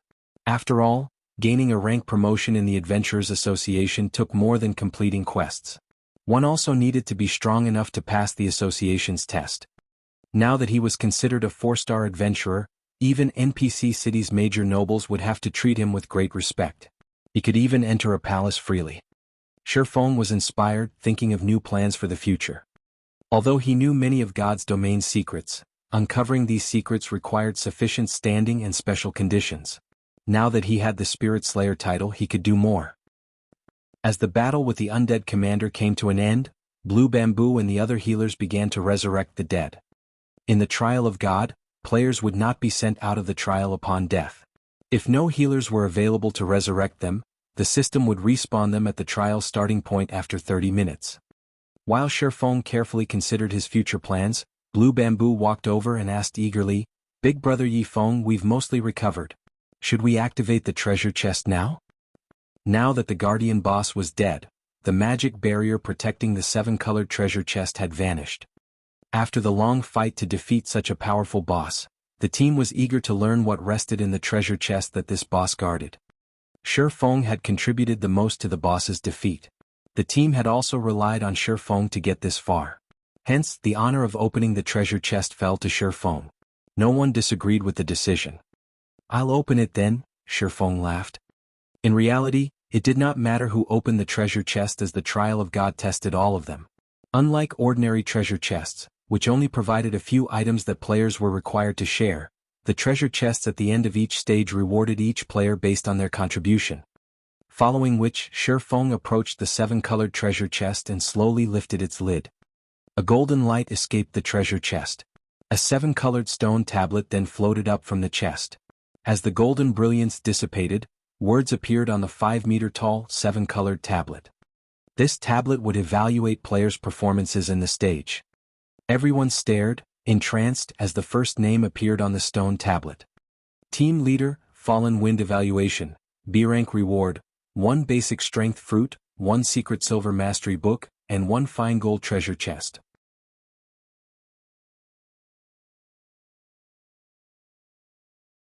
Chapter 1005, Divine Artifact. Hellscythe_Fluffy Goblin. Chapter 1005, Divine Artifact. Holy crap. As expected of the commander. Everyone gasped when they saw their team leader's evaluation.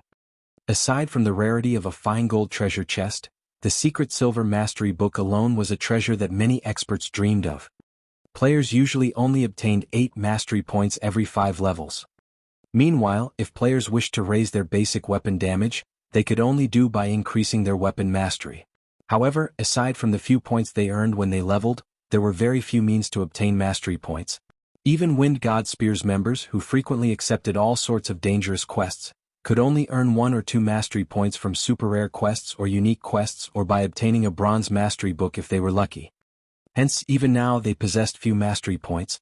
Only a few among their adventurer team had reached the advanced standard, which allowed them to deal 20% more weapon damage. Meanwhile, the majority of the team's level 35 players were only at the intermediate standard. If their weapon mastery reached 150 points, they would reach the basic master standard, increasing their weapon damage by 30%. A bronze mastery book provided anywhere from 5 to 25 points. In reality, however, most of the books only awarded mastery points in the single digits. Very few awarded more than 10 points. A secret silver mastery book gave between 20 and 100 points. Even if Fallen Wind were unlucky, he should earn at least 30 or so points. If he were lucky, he might get enough points to raise his weapon mastery from the advanced standard to the basic master standard, gaining a 10% boost to his damage. Commander, what are the strength fruit's effects? Autumn Goose asked curiously. Seeing as the fruit had been included with a secret silver mastery book and a fine gold treasure chest, it should be roughly as valuable as these two items. Let me take a look, Fallen Wind as he opened his bag. Examining the basic strength fruit's introduction, he was shocked. This fruit can actually raise its consumer's strength attribute permanently. Basic strength fruit upon consumption, player permanently gains anywhere from 5 to 20 points in the strength attribute. A maximum of 5 basic strength fruits can be consumed. This reward is so awesome. Everyone's jaws hit the floor when they saw the fruit's introduction. Tier 1 players only gained 8 free attribute points with each level up. Upon consuming the basic strength fruit, a player could gain at least 1 level's worth of attributes. The team's gazes shifted back to the floating tablet, anticipation filling their eyes. Shifeng was also slightly surprised. He had never imagined that the 7-colored treasure chest rewards would be this abundant. Moreover, that had only been a B rank evaluation. The system's evaluations were not fast. After Fallen Wind's name, evaluation, and reward were displayed, it took quite some time before the next person's name appeared. Death Wind evaluation, C rank reward, 1 mysterious iron mastery book, and 1 secret silver treasure chest.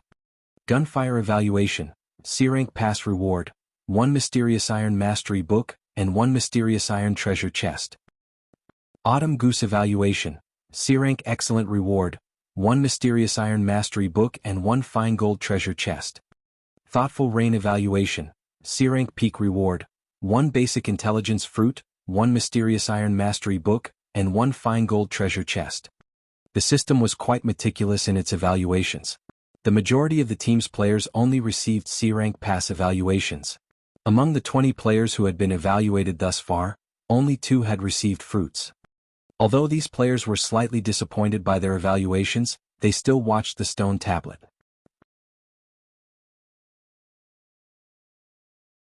Currently, only Shifeng's evaluation remained unknown. However, even after a long time, the system still evaluated his performance. With his performance, he should get an A rank evaluation at the very least, right? That is my guess as well. He might get an A rank excellent or even peak. I wonder what kind of rewards he will get? If the reward for B rank is a fine gold treasure chest, the reward for A rank should be a dark gold treasure chest. Ever since I started playing God's Domain, I've never seen a dark gold treasure chest. I have heard that dark gold treasure chests have a chance of containing epic items. If I had an epic item, I could brag to my friends in the real world for an entire year. Everyone looked forward to seeing Shifeng's evaluation and rewards. Finally, after 5 minutes, the stone tablet displayed the name Yifeng. Yifeng evaluation, S rank peak reward, 1 rainbow fruit, 1 dark gold mastery book, 1 epic treasure chest, and 1 skill book for the tier 4 sure kill skill Chilling Field. S peak? What? An epic treasure chest. I actually got to see the rumored epic treasure chest. This is too much for my heart to take. The reward Shifeng had earned stupefied everyone. In their opinions, an A rank evaluation was already out of their reach. They had never dreamed that Shifeng's performance would earn an S rank evaluation. The difference between their strengths was truly massive. Even Shifeng was a little surprised. He had heard of S rank evaluations before. However, he never imagined he would one day obtain such an evaluation. Moreover, his rewards were abundant. The skill book for Chilling Field was already enough to drive countless tier 4 and tier 5 players crazy. After all, domain skills could only display their true potential at tier 4. Meanwhile, the domain skill Fire Dance had learned was not even close to tier 4. It was only considered a half-baked domain skill. Moreover, Shifeng had personally experienced just how powerful the Chilling Field skill was. If not for the undead commander being a great lord and capable of only displaying the standards of a tier 3 class, they wouldn't have had any chance of victory. This is the rumored rainbow fruit? Shifeng opened his bag to examine his rewards, his heart pounding furiously. The rainbow fruit was the size of an apple. However, it radiated the dazzling seven-colored light. The fruit was soft like jelly. Just by holding it in his hands, Shifeng could smell an intoxicating scent from the fruit. The rainbow fruit was a divine artifact in God's domain. It was far rarer and more valuable than even the legendary fruit of life. It was one of the fruits that provided the largest boost to a player's attributes. Shifeng had only read about the rainbow fruit in books. He had never actually seen one before. He never considered that he could obtain one in the trial of God. Rainbow fruit, a fruit that has absorbed the power of God. Upon consumption, players can obtain a permanent increase of anywhere between 15 to 40 points to all of their basic attributes and hidden attributes. EXP gain will also increase by 10%. And death penalty will be reduced by 10%. In addition, the rainbow fruit can be given to an NPC. When consumed by NPCs, the fruit will significantly increase their attributes and growth potential. A maximum of 3 rainbow fruits can be consumed. What an intense boost. Shifeng's jaw hung open after he read the introduction. It's no wonder why the books called it a divine artifact.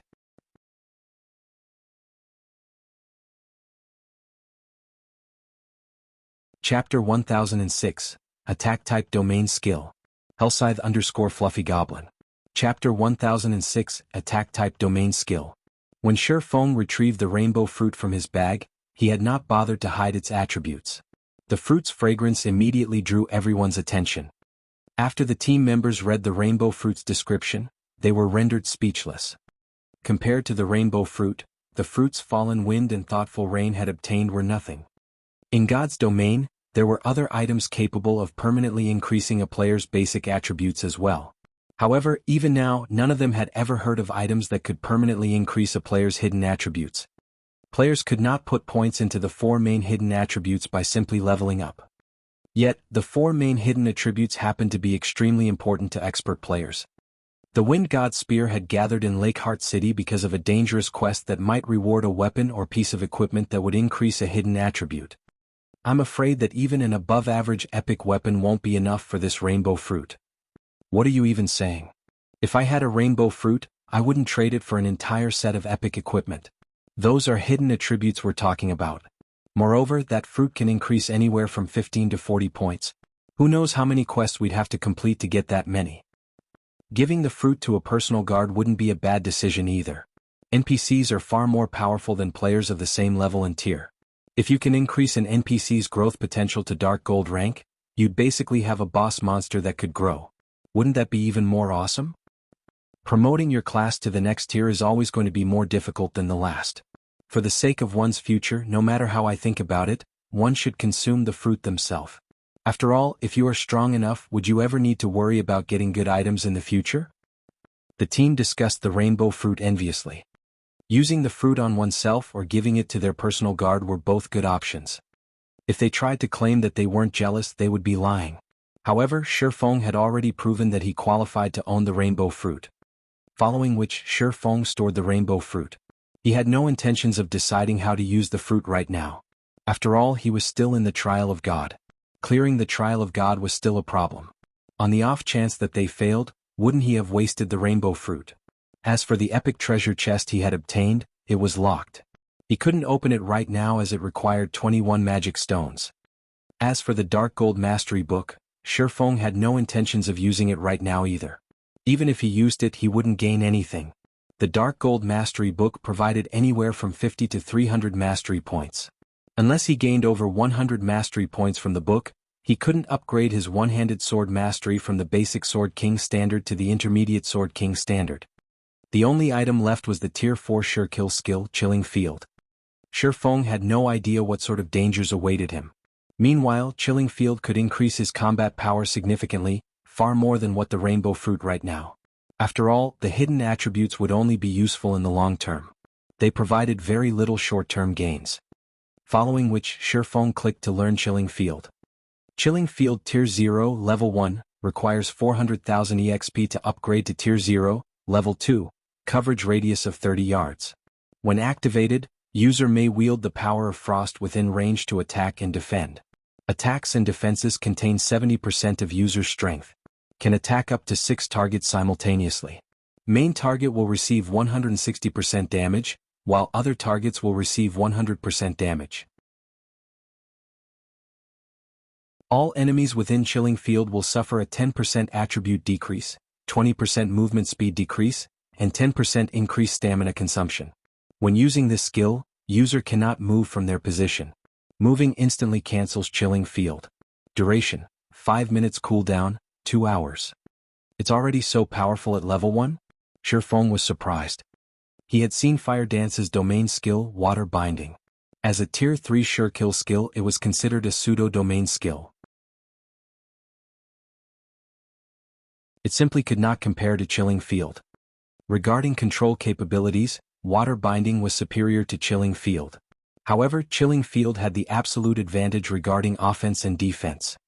In God's domain, domain skills were divided into many types. There were attack types, defense types, and control types, among which were more detailed subcategories such as single target or AoE attack types. The same was true for defense types. To put it simply, all domain skills had their own strengths and weaknesses. There was no issue of weak or strong domain skills of a particular tier. It was only a matter of how suitable a domain skill was for a player. Obviously, Chilling Field was an AoE attack type domain skill. As for Water Binding, it was a control type domain skill that could only affect 2 targets at a time. In addition, the EXP required to level Chilling Field was double that of Water Binding. It would not be easy to upgrade it to Tier 4. However, Shifeng did not pay too much attention to that right now. Immediately he upgraded Chilling Field to Tier 1 level 2.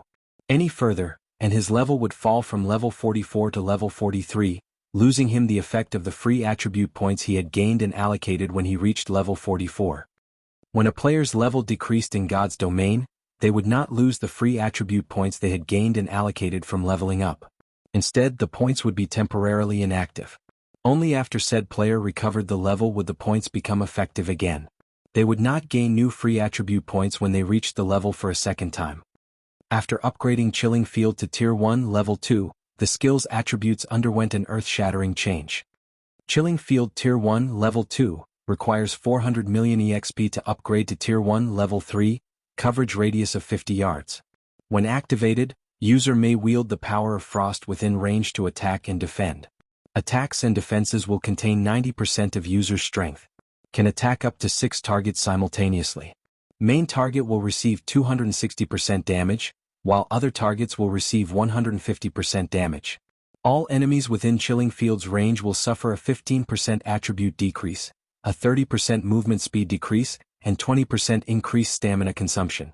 When using this skill, user cannot move from their position. Moving instantly cancels Chilling Field. Duration: 5 minutes. Cooldown: 1 hour, 30 minutes. As expected of a domain skill. With this skill alone, no player of the same tier and level will be my match in a one-on-one. Shifeng was speechless after reading the skill's description. Only now did Shifeng understand why players who had learned domain skills in the past were practically peerless among the same tier. Players of the same tier without their own domain skill had no way of coping with such a skill. One would only have a chance of winning if they had an overwhelming advantage in terms of attributes. If one could upgrade a domain skill to Tier 4, even escape would be difficult. Shifeng had experienced this himself. After all, domain skills would no longer restrict the player's movements after reaching Tier 4. After Shifeng learned the domain skill, he instructed the team to rest for a few hours. In any case, the trial of God didn't have a time limit. He could also use this opportunity to recover from the weakened state he had earned from activating twofold Berserk. After the team recovered and had prepared to challenge the next stage, they approached a massive teleportation array in front of the stone altar. Suddenly, they heard the sound of a system notification. System, you have completed the first stage. Do you wish to leave the trial of God? If you leave, you will be teleported out of the trial and will not incur any punishment. If you continue, you will be teleported to the second stage's individual challenge.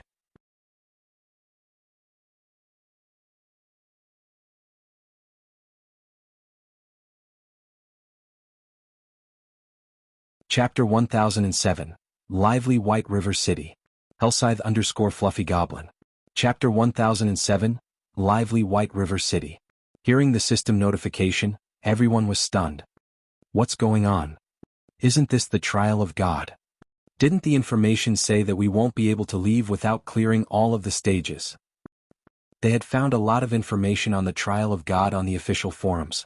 Until now, every person that had challenged the trial of God had only had two options to leave the trial. Either they gave up or they cleared it. This sudden development made everyone wonder if this were a trap set by the system. They could not help but hesitate in making a decision. Big Brother Yifeng, do you think this is a trick? Blue Bamboo asked Shifeng instinctively. In her opinion, there was nothing in God's domain that Shifeng did not know about. Thoughtful Rain also turned to Shifeng. Generally speaking, the game didn't use system notifications to set up a trap for players. However, for reasons unknown, she felt as if only Shifeng's answer would assure her of this. Seeing Thoughtful Rain and Blue Bamboo's hopeful gazes, Shifeng smiled bitterly as he said, God's domain system notifications will not lie to players. We were also transferred into the trial of God forcefully rather than through the normal procedures. This is probably why the system is allowing us to leave halfway through the trial. In reality, when Countess Katie Green had teleported them into the trial of God, Shifeng had been shocked. The trial of God was like an otherworld. Moreover, the gods had created this otherworld. Even demigods could not transfer players into the trail forcefully, much less an empire's countess. Normally, players could only enter the trial of God through a spatial connection point. Moreover, this spatial connection point was unstable. Not only did it appear randomly, but it would also disappear after a certain amount of time, regardless of whether or not players had entered. Only gods could transport a player into the trial of God by force. How could the Countess of a mere empire achieve such a feat? According to Shifeng's conjecture, the Countess must have used some kind of item. Take the Bible of Darkness for example. The Bible could activate a gate of darkness, allowing players to travel to the Dark Denver. However, such an item should have some flaws. For example, they could leave the trial of God after completing one stage. Commander, do we leave? Or continue? Autumn Goose asked hesitantly as she looked towards Fallen Wind. The trial of God's rewards were abundant. After obtaining the secret Silver Mastery book, Fallen Wind had finally pushed his shield mastery to the basic master standard, which significantly increased his damage reduction and defense capabilities. If they continued clearing this six-colored trial, they would emerge transformed. At that time, no one within the Dark Knight Empire would be able to afford to underestimate the Wind God's spear. Even those super guilds and super first-rate guilds would have to be cautious when dealing with the adventurer team. We're leaving, Fallen Wind declared. If not for Brother Yifeng's help, we wouldn't have even cleared the trial's first stage. We are lucky that it's giving us the chance to leave. Although the trial of God awarded more with each cleared stage, the same was also true for the stage's difficulty. Accurately determining one's strength was one of the basics of being an expert. Moreover, the system had clearly stated that the next stage would be an individual challenge. They would not find any more loopholes to exploit and would have to rely on their own strength. If he had to guess who on his team could clear the second stage, he was sure that only Shifeng was capable of doing so. Everyone else, including himself, had no hope of clearing the trial. Why should they risk suffering the system's severe punishment?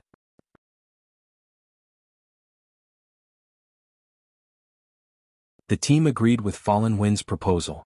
They all felt that greed had gotten the better of them and they had forgotten the reason they had come this far. Turning toward Shifeng, Fallen Wind asked in a very friendly tone, Brother Yifeng, the Wind God's spear intends to leave. May I know what you plan to do next? Me? After giving it some thought, Shifeng said, I'll leave as well. Although the trial of God's rewards are tempting, I still have many matters that I need to attend to. Since that is the case, let's add each other as friends. If not for Brother Yifeng's help, we wouldn't have left this place in one piece. If you need any help in the future, please don't hesitate to ask. I will give my all to assist you, Fallen Wind said. He then sent Shifeng a friend request, hoping that he could become close friends with this swordsman. It was also thanks to Shifeng's display that he had finally entered the Flowing Water realm, which he had struggled to reach for many years. Among the many guild experts he had met, none had truly earned his admiration. Shifeng was the first expert he looked up to. He didn't even feel this way about one sword of the 8 sword heroes. Shifeng instantly accepted Fallen Wind's friend request. In the past, the Wind God's spear had been an apex adventurer team in God's domain. Although its fame was not as widespread as adventurer teams like the Midnight Tea Party and Owl, which even super guilds feared, they were still one of the few apex adventurer teams in the game. Gaining an ally like the Wind God's spear would definitely help Zero Wing's development in the future. If those super guilds found out that Zero Wing had formed a deep relationship with two of God's domain's future Apex Adventurer teams, they would most likely try to annihilate Zero Wing at all costs. Although, the fact that Shifeng possessed a city-building order in his hands was already enough of a reason for super guilds to target his guild. Following which, with Shifeng taking the lead, everyone teleported out of the Trial of God.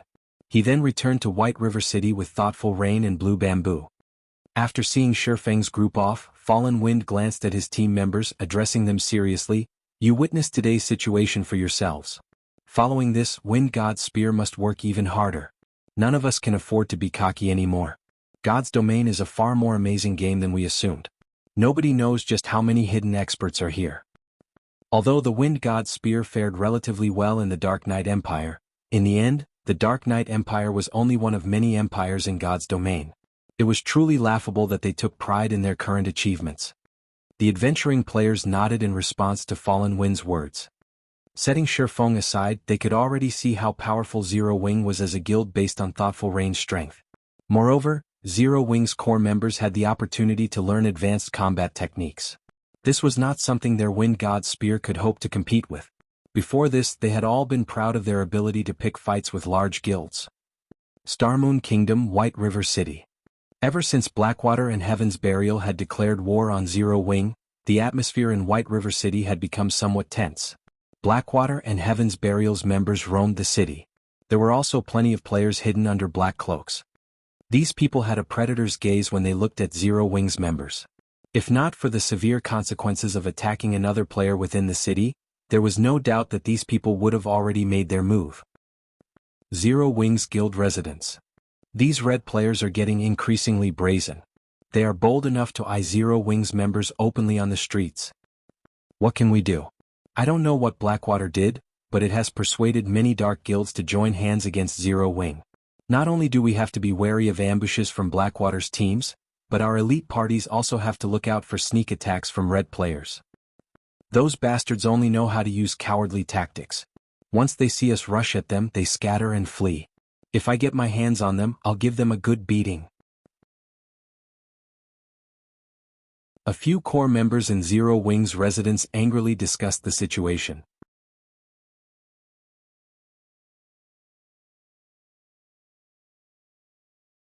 Chapter 1008, Different Playstyle.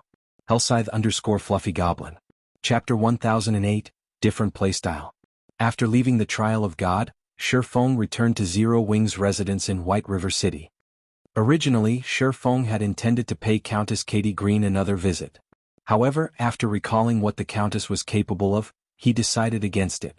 He did not have the time or energy to risk getting sent into the Trial of God once more. In any case, if the Countess didn't expect his return, she wouldn't have a reason to flee.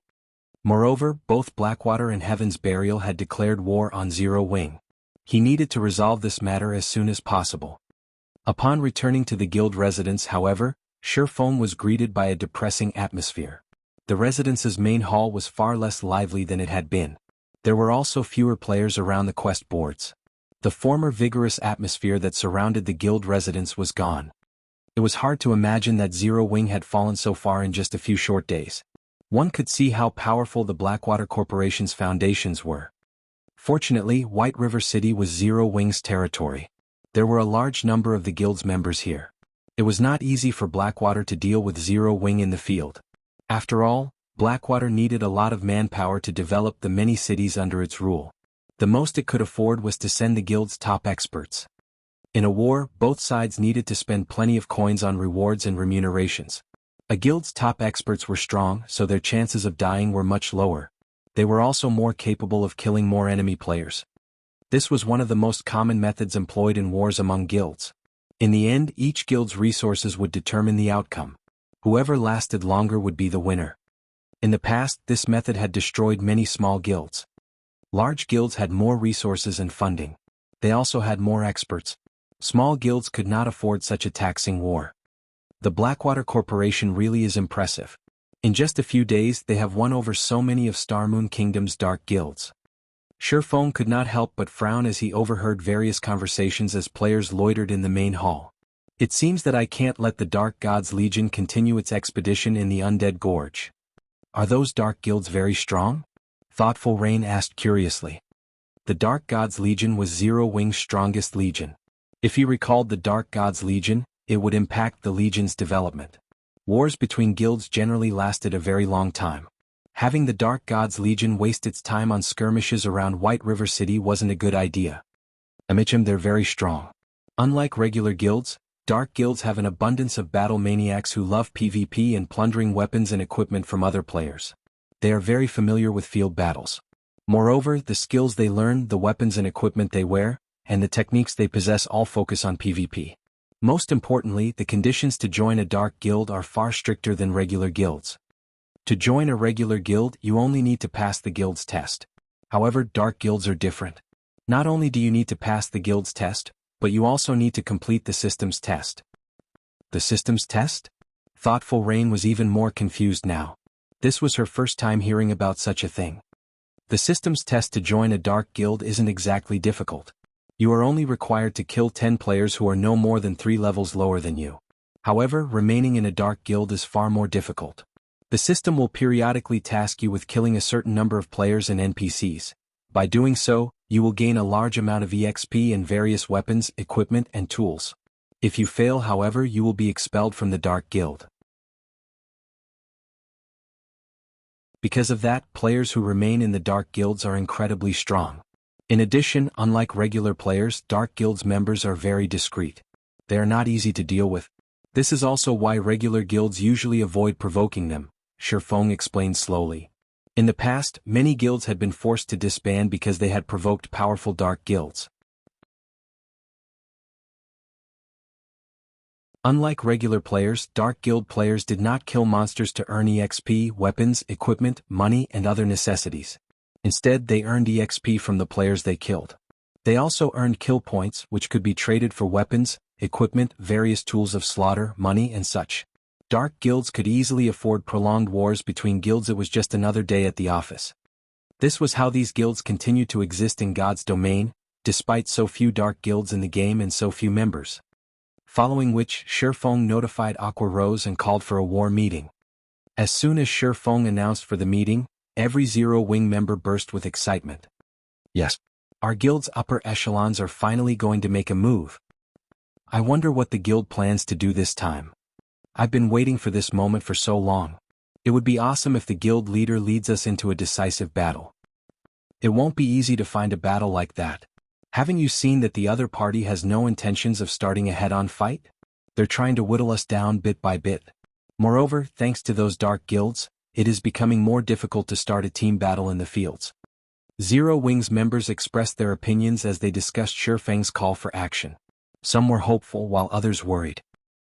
In a level 40 desert map near Starmoon City, large groups of level 20+ players engaged in battle. Every one of these players wore the Blackwater emblem. Surrounding these level 20+ players was over 100 level 35+ players. Currently, roughly 30 level 35+ MTs stood side to side, blocking an advance of demonic ants and great demonic ants. At the rear, groups of elementalists, cursemancers, and summoners launched AoE attacks at the monsters. The scene was spectacular. Demonic Ant, Common. Level 45. HP 50, 000/50, 000. Giant Demonic Ant, Special Elite. Level 46. HP 550, 000/550, 000. One demonic ant was not much of a threat. However, demonic ants never acted independently. They generally swarmed with hundreds, sometimes thousands, of their companions.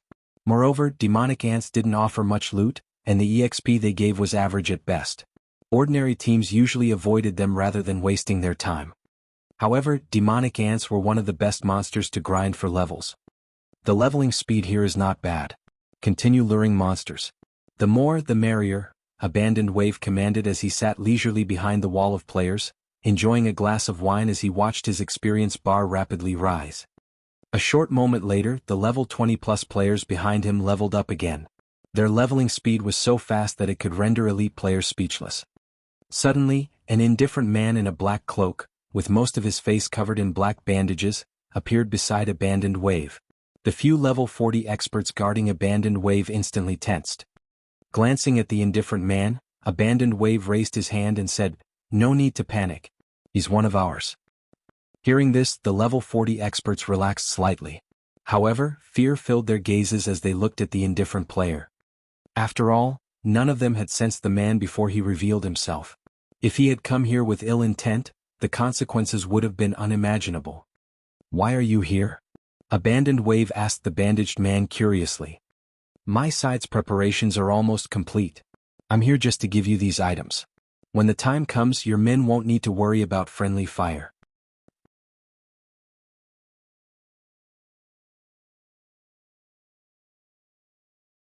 Chapter 1009, Moon God's Robes. Hellscythe_Fluffy Goblin. Chapter 1009 Moon God's Robes. A large group of independent players had gathered before Heaven's Burial's majestic guild residence in Starmoon City, everyone quietly waiting to take the guild's entrance exam. In the past, such a situation would have been unthinkable for Heaven's Burial. Now, however, this had become a regular scene, and the city's inhabitants were used to it. Suddenly, these waiting players heard loud neighing. Everyone turned towards the sound. "Wow, so many mounts. Are those common mounts?" "Those are warhorses. I heard that warhorses are bronze rank at the very minimum. Heaven's Burial is so amazing. It has so many warhorses. I have to join Heaven's Burial no matter what. If I get a bronze mount, all of the time I've invested into God's domain will worth it." In the next moment, over a dozen players atop various kinds of warhorses entered Heaven's Burial's residence, arousing the crowd's envy. Particularly, the sight of the valiant, heroic beauty leading the group etched itself into everyone's minds. Not only was this beauty fully geared with top-tier equipment, but her white warhorse also wore a set of silver armor. She looked like a war goddess as she rode into the residence. All throughout Starmoon City knew this goddess's name. The Ice Witch Daybreak Fog. Daybreak Fog had earned this title by defeating one of the Star Alliance's 100-man elite teams in front of a dungeon by herself. The Star Alliance had sent many experts to deal with her, including Red Feather, a player on the God's Domain's experts list. In the end, however, Daybreak Fog had defeated all of these experts single-handedly, even Red Feather. While she killed the Star Alliance's members, she had displayed her exceptional technique with ice-type spells. She had transformed the dungeon's entrance into a winter wonderland with an ice-type, large-scale destruction spell. After she used the spell, not one player, aside from herself, had lived to see that snowy world. As a result, some players had started calling her the Ice Witch. Over time, as the tale of that battle had been retold, all of Starmoon City's players had begun to refer to her as the Ice Witch. "She's too beautiful. If I get into Heaven's Burial, I want to work under my goddess." Keep dreaming. Lady Fog is the commander of Heaven's Burial's Ice Fog Legion. Only the elites among elites are allowed to join that legion. It's not even certain that you'll be accepted into the guild with your standards, much less joining the legion. Among the many independent players crowded before the residence, many only sought to join Heaven's Burial because they had been captivated by Daybreak Fog's charm. Otherwise, they would have joined Blackwater instead. After all, Blackwater's guild was backed by the famous Blackwater Corporation. Upon entering Heaven's Burial's meeting room, Daybreak Fog directed her gaze towards Singular Burial, who sat in the guild leader's seat and asked curiously, "Guild leader, why have you recalled us so suddenly?" Many of the guild's upper echelons were also present in the meeting room. Aside from the several lifestyle class masters, these members were mostly level 40. If an ordinary player were here, they would tremble with fear. Among the level 40 experts present, everyone was considered a top tier in Starmoon Kingdom. Even the guild leaders of other large guilds had to treat them with respect. "Take a seat. I'll explain soon," Singular Burial said as he pointed towards the vice guild leader's seat. Hearing Singular Burial's words, Daybreak Fog's confusion grew.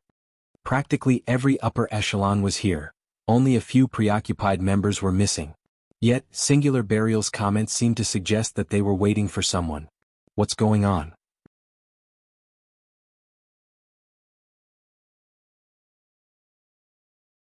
When Daybreak Fog reached her seat, she noticed an additional empty seat beside Singular Burial.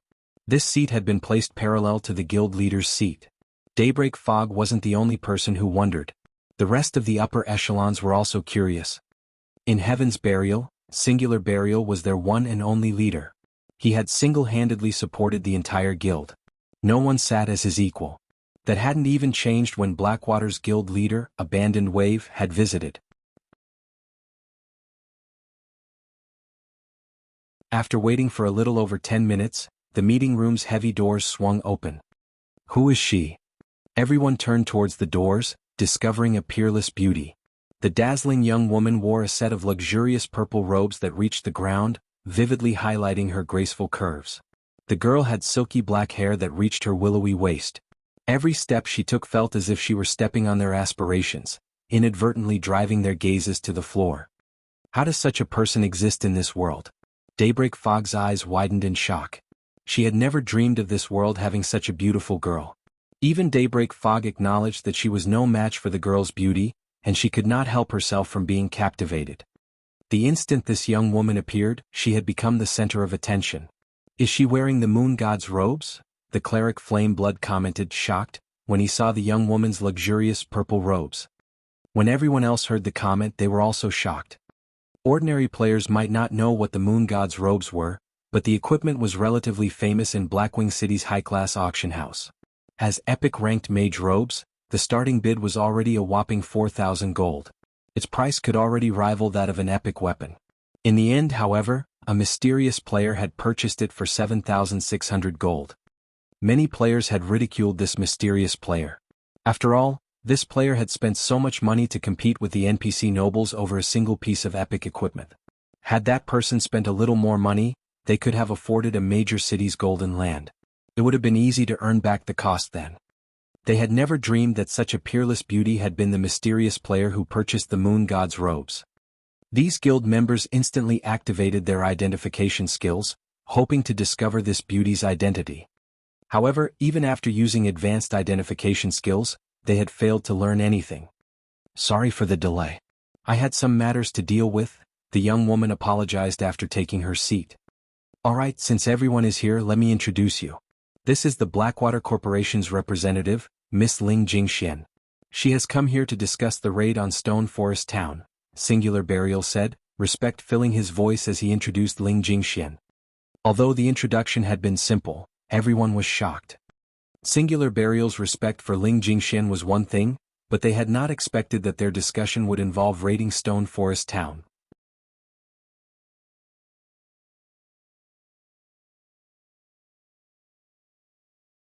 Chapter 1010 High-Profile War Declaration.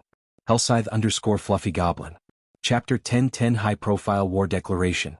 Guild Leader, are you really planning to do this? Flameblood asked, slightly confused. There were no NPC towns close to Stone Forest Town. If they attempted to raid Stone Forest Town, they wouldn't be able to dispatch reinforcements quickly.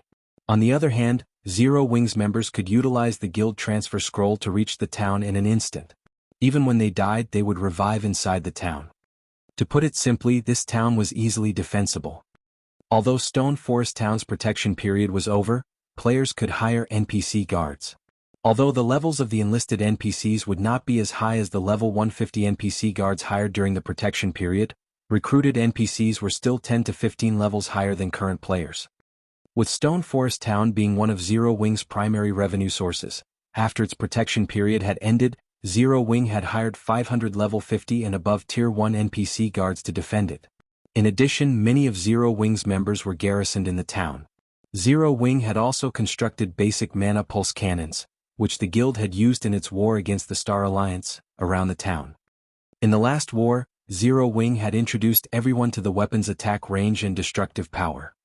Hence, raiding Stone Forest Town would not be easy. It was likely that they would have to sacrifice a significant number of players to take the town. The other Heaven's Burial members also turned to Singular Burial, wearing confused expressions. While they had considered raiding Stone Forest Town before, it was too early for that. God's domain was only starting to transition into the era of mounts. They should wait a little longer. I understand your concerns. However, I have already considered this problem. Since we are going to make a move, I am confident in our success. Singular Burial chuckled. However, I would like to invite Miss Ling to elaborate on this point. Everyone shifted their gaze towards Ling Jingxian, questioning looks filling their eyes. I've received news that Zero Wing has recently contacted several major companies to gain financial support. In addition, the Dragon Phoenix Pavilion has begun to move against Zero Wing and is dealing with Zero Wing's branch guild in Lakeheart City. In response, Zero Wing has dispatched quite a number of their members to the Black Dragon Empire. Hence, the guild's member population in Stone Forest Town has decreased significantly. However, most importantly, Zero Wing has begun to show signs of activity in White River City. They have even recalled their guild's strongest Dark Gods Legion. As long as Zero Wing is focused on hunting down Dark Guild members, the latter will think of a way to pin down Zero Wing's main forces for as long as possible. After that, both Blackwater and Heaven's Burial can take the opportunity to attack Stone Forest Town. Ling Jingxuan's explanation had caught these upper echelons' interest. If Zero Wing pitted everything it had to defend Stone Forest Town, they would never be able to capture the town. However, now that Zero Wing's members were scattered, it would be a piece of cake to take Stone Forest Town with the strength of both guilds. I have a question. Daybreak Fog suddenly declared. If Zero Wing's members use their guild transfer scrolls, they can easily gather in Stone Forest Town. Regardless of how fast we assemble our forces, we're not faster than Zero Wing. As if she had expected this question, Ling Jingxian took out over a dozen old, tattered scrolls, displaying them on the table. Those are. Curiously, everyone examined the scroll's introduction. Immediately, everyone's jaws dropped. None of them could believe their eyes. A sealing magic array.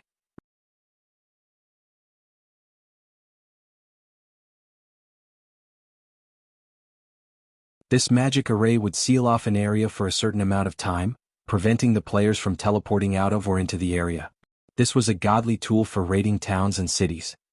If Zero Wing could not teleport players into Stone Forest Town, with the small number of players garrisoned in the town, they could successfully raid it. As long as they took Stone Forest Town, Zero Wing would lose its main source of income. Meanwhile, their two guilds who captured Stone Forest Town would enjoy the town's massive profits. With this shift in power, it would only be a matter of time before Zero Wing was annihilated. I'll leave the sealing magic array in your hands. I hope that you can construct it quickly. If there's nothing else to discuss, I'll be taking my leave. After Ling Jingxian said so, she left the meeting room under everyone's watchful gazes. Fog, you and everyone else here get ready. I've already arranged for the advanced lifestyle players that will be required to construct the sealing magic array. You will protect them until they have finished their work. Do not let anyone disrupt them. Singular Burial commanded sternly. Guild leader, leave it to us, everyone excitedly replied. The sealing magic array was powerful. However, it possessed major flaws. Players needed to construct the magic array's cores in various locations of a map. Moreover, the magic array cores would disturb the surrounding mana, which would in turn cause nearby monsters to gather and attack the cores. Hence, players were needed to defend the cores. This was why Singular Burial had called Heaven's Burial's upper echelons back. To seal a map as large as Stone Forest Towns, they needed to construct at least 14 magic array cores. In other words, they needed to defend 14 separate locations. If they mobilized too many players at once, it would attract Zero Wing's attention. Hence, dispatching experts to defend these locations was the best option. When the time came, they simply needed to replace these experts with a large number of elite players. Meanwhile, inside Zero Wing's residence in White River City, after Shi Feng recalled the Dark Gods Legion, he had Fire Dance rally the guild's experts and elites, officially announcing their crusade against the Dark Guilds in Starmoon Kingdom that targeted their guild. Every player in Starmoon Kingdom noticed this sudden announcement. In a few short minutes, Shi Feng's post rose to the very top of Starmoon Kingdom's official forums. This is insane. Zero Wing has gone insane. Zero Wing is awesome. It has openly declared a crusade against Starmoon Kingdom's Dark Guilds. With their temper, these Dark Guilds won't let this rest. All hail Zero Wing. Zero Wing's latest declaration dazzled God's Domain's ordinary players. Not only was Zero Wing at war with two of the kingdom's giants, but it had also declared war on the Dark Guilds, which most players tried to avoid. Only a lunatic would make a move like this. The various guilds were even more shocked by Zero Wing's declaration of war. Ordinary players might not realize the truth about Dark Guilds, but they were perfectly aware. Although Dark Guilds had very few members, these people were extremely obstinate. Dealing with large guilds like theirs was just another day at work for these people. Moreover, even if these players died, their Dark Guilds wouldn't compensate them for any losses. They would only have themselves to blame for not being strong enough. Speaking of the survivability of Dark Guild players, they were much stronger than regular guild members. Most importantly, unlike regular guilds, Dark guilds did not possess a permanent base of operations such as a guild residence. Instead, they operated like independent players. A simple bar was enough of a base for them. They could easily move between towns controlled by the forces of darkness. Hence, it was very difficult to launch a concentrated attack against dark guilds. Regarding sustainability, regular guilds were even less of a match for their dark cousins. Dark guilds players could level up by killing other players. This was not an option for regular guild players. If an extended war occurred between a regular guild and a dark guild, the latter would only exhaust their enemy to death. Hence, regular guilds generally overlooked dark guilds as none of them wanted an unnecessary confrontation.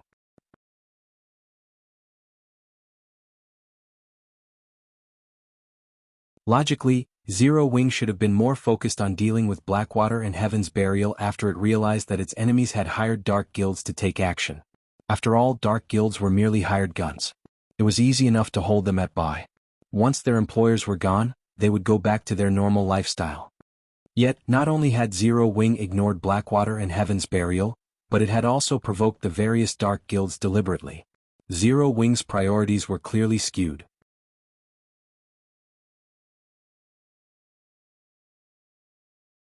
Chapter 10-11, High Alert Mode. Hellscythe_Fluffy Goblin. Chapter 10-11, High Alert Mode. A measly guild like Zero Wing dares provoke all of our dark guilds? They must be tired of living. If we don't annihilate Zero Wing, the other guilds will start to think that we're weak. I had only planned to humor the Blackwater Corporation. However, now it's personal. Our dark guilds will not rest until Zero Wing's name has been erased from Starmoon Kingdom. Shortly after Zero Wing announced its crusade, the various dark guilds' upper echelons issued their response. Originally, there hadn't been many dark guild players in White River City. However, after Zero Wing's declaration, cloaked players began to flood into the city. Moreover, Zero Wing's members experienced more ambushes in the fields around White River City. Guild Leader, now that the members from the various dark guilds have gathered, our guild's parties can't leave the city. Only larger teams have any sense of safety in the fields. Some of those dark guilds have even begun to boldly stalk our guild residence's entrance, trailing anyone who leaves and finding an opportunity to ambush them, Aqua Rose reported, frowning. She didn't understand what Shifeng was trying to do. They could deal with a single dark guild. Now, however, members from over a dozen dark guilds had gathered in White River City. The city was practically a hub for red names now, yet Zero Wing couldn't do anything about it. As long as these red players wore cloaks and disguised themselves with various items, they could easily trick the NPC guards. Even if they were discovered, as long as they escaped to the fields, they would vanish without a trace. Although she had dispatched Zero Wing's core members to kill some of these dark guild players, they barely made a scratch. If they continued this war of attrition, these dark guilds would wear Zero Wing down. Furthermore, Blackwater and Heaven's Burial were watching their guild closely. They've gathered in White River City? Nodding, Shifeng smiled and said, "We should celebrate. With this, we won't have to waste time looking for them." Aqua Rose was confused. Despite the increasing number of enemies, Shifeng thought this was a good thing. However, Shifeng did not bother to explain. He simply led Aqua Rose and Fire Dance to the Adventurers Association. In the end, dark guilds were still dark guilds. They were no different than street rats that were forced to hide in dark corners. Now that they were acting so bold inside an NPC city, they had to pay the price. "Hello, sir, how may I be of service to you today?" the blonde NPC beauty behind the counter asked as she watched Shifeng's group approach. "Hello, I wish to purchase a blood aura crystal. Also, I want to activate White River City's high alert mode," Shifeng said. Neither Aqua Rose or Fire Dance had any idea of what was going on. They had never heard of the blood aura crystal or the so-called high alert mode. "Sir, you'll need to be at least a 2-star adventurer to purchase the blood aura crystal. As for activating White River City's high alert mode, you need to be a 3-star adventurer to apply for that," the NPC beauty explained. "Will this identity be enough?"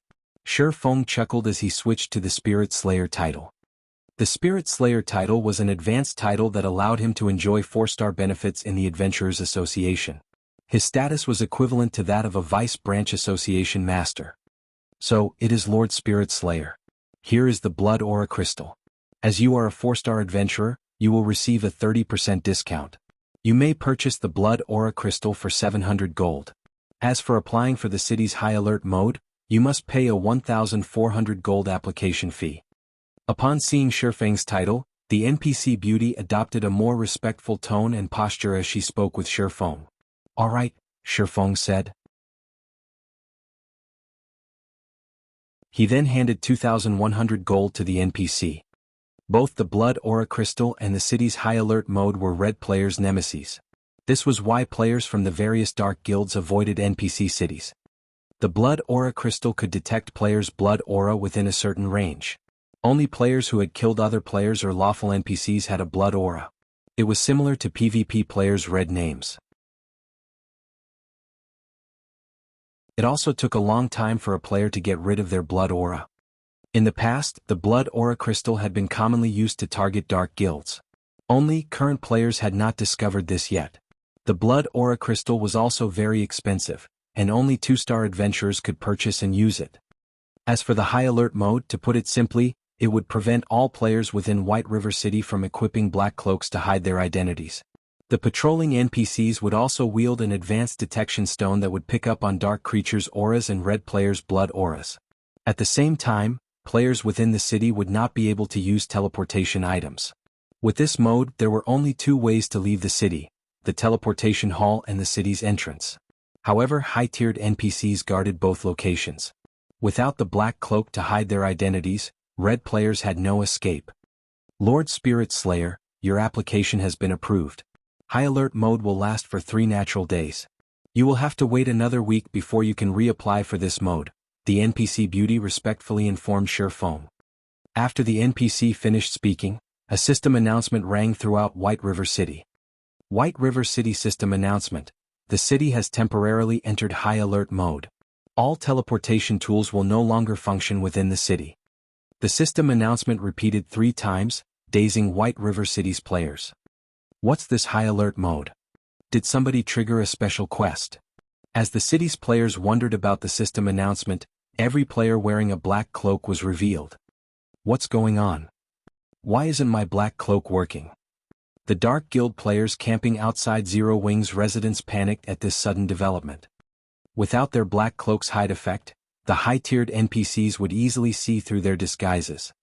As red players, they were as good as dead if they were caught inside an NPC city. Guards are coming. Don't worry. They're only patrol guards, not high-tiered NPCs. We just need to be careful.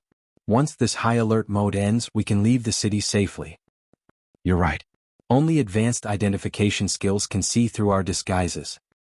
Just as these red players started to relax, the patrol guards over 200 yards away charged towards them. Without hesitation, the NPC guards began to slaughter these Dark Guild players. For a time, battles broke out across White River City, shocking the city's ordinary players. After a few minutes, all Dark Guild members within White River City were dead. Not one had survived the NPC guards' onslaught. However, this was not the worst part. It was common knowledge that, in White River City, the punishment for attacking another player was quite severe. If the city's NPCs caught these Dark Guild members who had killed countless players, these players' only real option was to delete their accounts and start all over.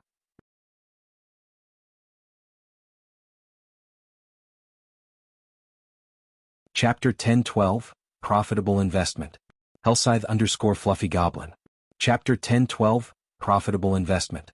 Haha. Now that Zero Wing has provoked so many Dark Guilds, I can't wait to see how the guild gets out of this. Even I am starting to pity Zero Wing. Gentle Snow can't get her priorities straight either, refusing to join Underworld. I wonder how much she's regretting that decision. Young Master Feng, should we head to White River City and take care of Zero Wing's members too? That's a nice idea. Now that so many guilds are targeting Zero Wing, we can disguise ourselves and use this opportunity to rake in some profit. If we can get rid of 10 or so Zero Wing core members, we can upgrade everyone's equipment. If we're lucky, we might even get a cut of White River City. My position in the organization will rise again, and I won't have to listen to that damnable woman anymore. Currently, Feng Xianyang led a team to grind level 42 mine gnomes, using them to power level to level 40. However, as his team lacked good equipment, they couldn't afford to venture too far into the mine. If they could upgrade their equipment, they could increase their grinding speed.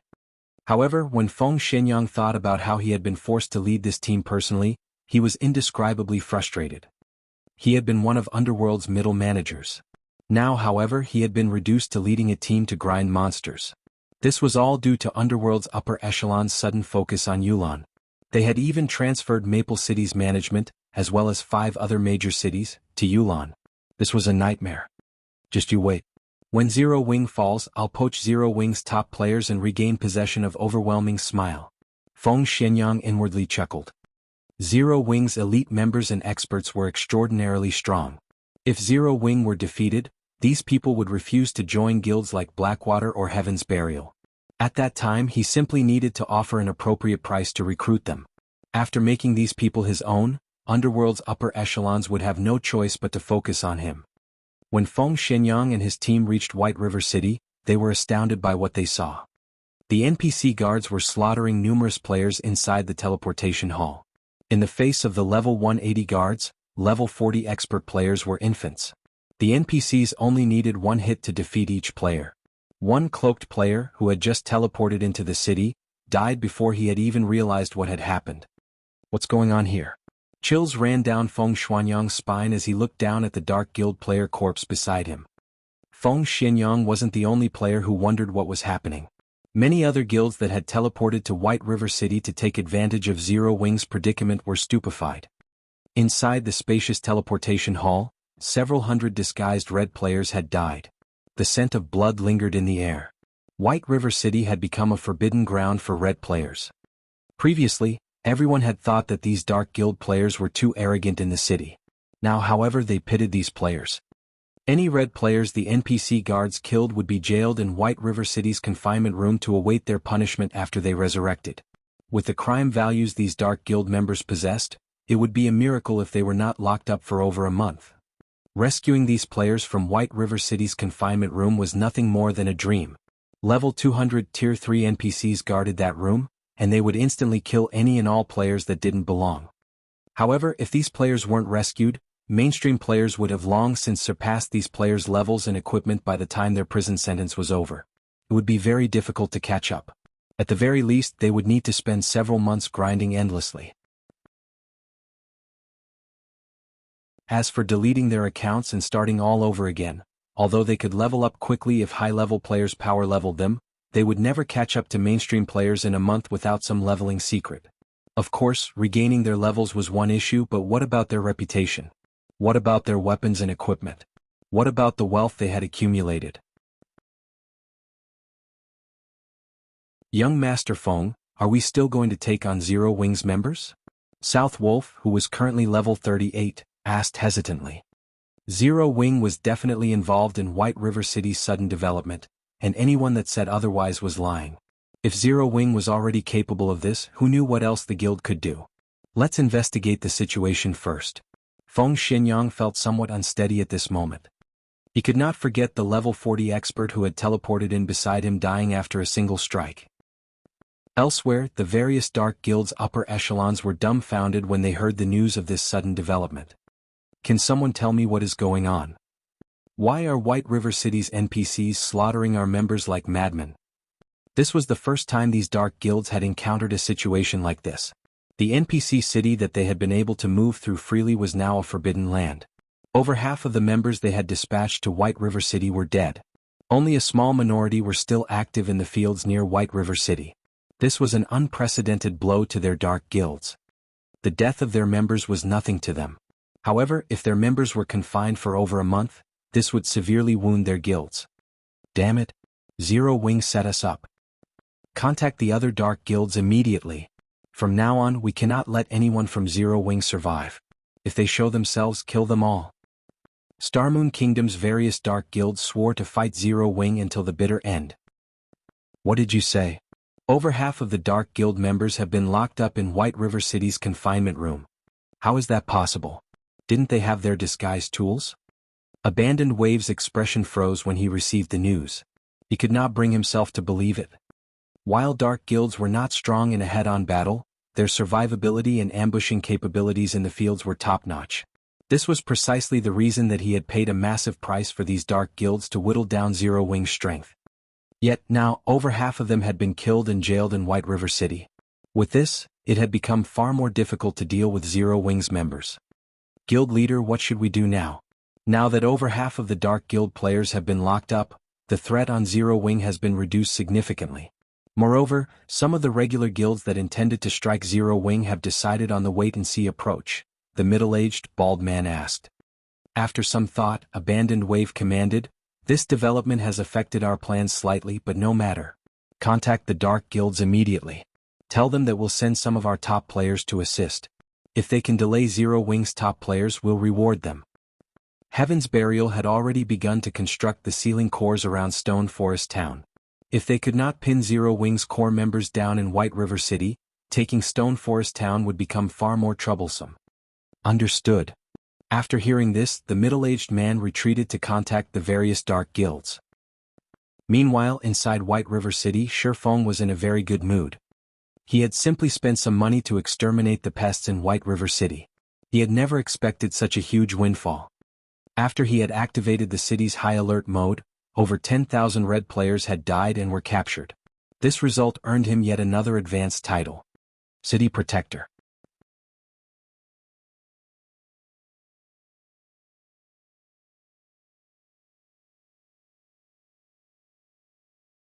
Chapter 1013, Epic Personal Guard Quest. Hellscythe_Fluffy Goblin. Chapter 1013, Epic Personal Guard Quest. When Shifeng heard the system notification, he was dazed for a long moment. He had never thought that he could obtain an advanced title like this. It was already difficult to obtain a basic title, let alone an advanced title. Now, just by spending 1,400 gold, not only had he dealt with the eyesores in the city, but he had also earned himself an advanced title. No one would believe this. In the past, many large guilds had willingly spent over 10,000 gold for an accurate clue that led to an advanced title, not to mention the method of obtaining one. City Protector? While Shifeng was relatively familiar with the basic titles throughout God's domain, his understanding of advanced titles was quite shallow. After all, advanced titles were extraordinary. Nobody would casually reveal information about them. City Protector, advanced title, a hero that has protected the city from the dark forces' influence. Wielder enjoys the benefits of a major noble in every human city. At the same time, personal guards can accept one epic quest per week. In addition, personal guards receive a 5% increase to quest success rate. As expected of an advanced title, it actually allows my personal guards to pick up one epic quest each week. Shifeng could not help his surprise. Personal guards' development speeds depended on the quests they accepted from the Adventurers Association. The higher the quest's rank was, the better the EXP and items it would award. However, there were not many personal guard quests to choose from in the Adventurers Association. Even Dark Gold quests only appeared about once a week, much less epic quests. One would be extremely lucky if they picked up an epic quest once a month. If his personal guards could complete an epic quest once a week, their improvement speed would be unimaginable. They also had a 5% success rate. Even if he allowed Dark Gold guards like Kite and Anna to challenge a Dark Gold quest, their success rate was only 50%. If they were very well equipped, their success rate could top out at 80%. As Shifeng understood it, even extremely well-equipped Dark Gold guards only had a 30% chance of completing an epic quest. Otherwise, ordinary Dark Gold guards only had a 20% chance for success. As for Fine Gold guards, even with top-tier equipment, they'd be lucky if they had a 10% success rate. Hence, the City Protector title's 5% increase to his guard's quest success rate was amazing. Thinking up to this point, Shifeng immediately replaced his Spirit Slayer title with the City Protector title. He then summoned Kite and Anna to his side. Both Kite and Anna had leveled up significantly after some time away from Shifeng.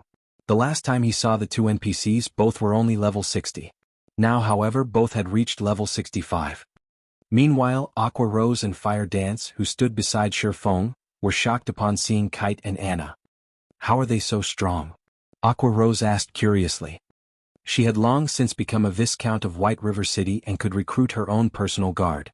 After mobilizing the guild's strength and Shifeng's guidance, she had managed to recruit a Fine Gold guard. Moreover, this Fine Gold guard was a Guardian Knight, which was an excellent match for her class. She had been overjoyed when she found this personal guard. After that, she had spared no effort to nurture her personal guard, helping the NPC accept all sorts of high-ranking quests. Her personal guard had only recently reached level 60. Who knew how many more quests the NPC had to complete to reach level 65? However, the NPC was already considered very high level. After all, the personal guards that other guilds' upper echelons recruited were usually around level 55 to 58. In terms of strength, those personal guards were nowhere near a match for hers.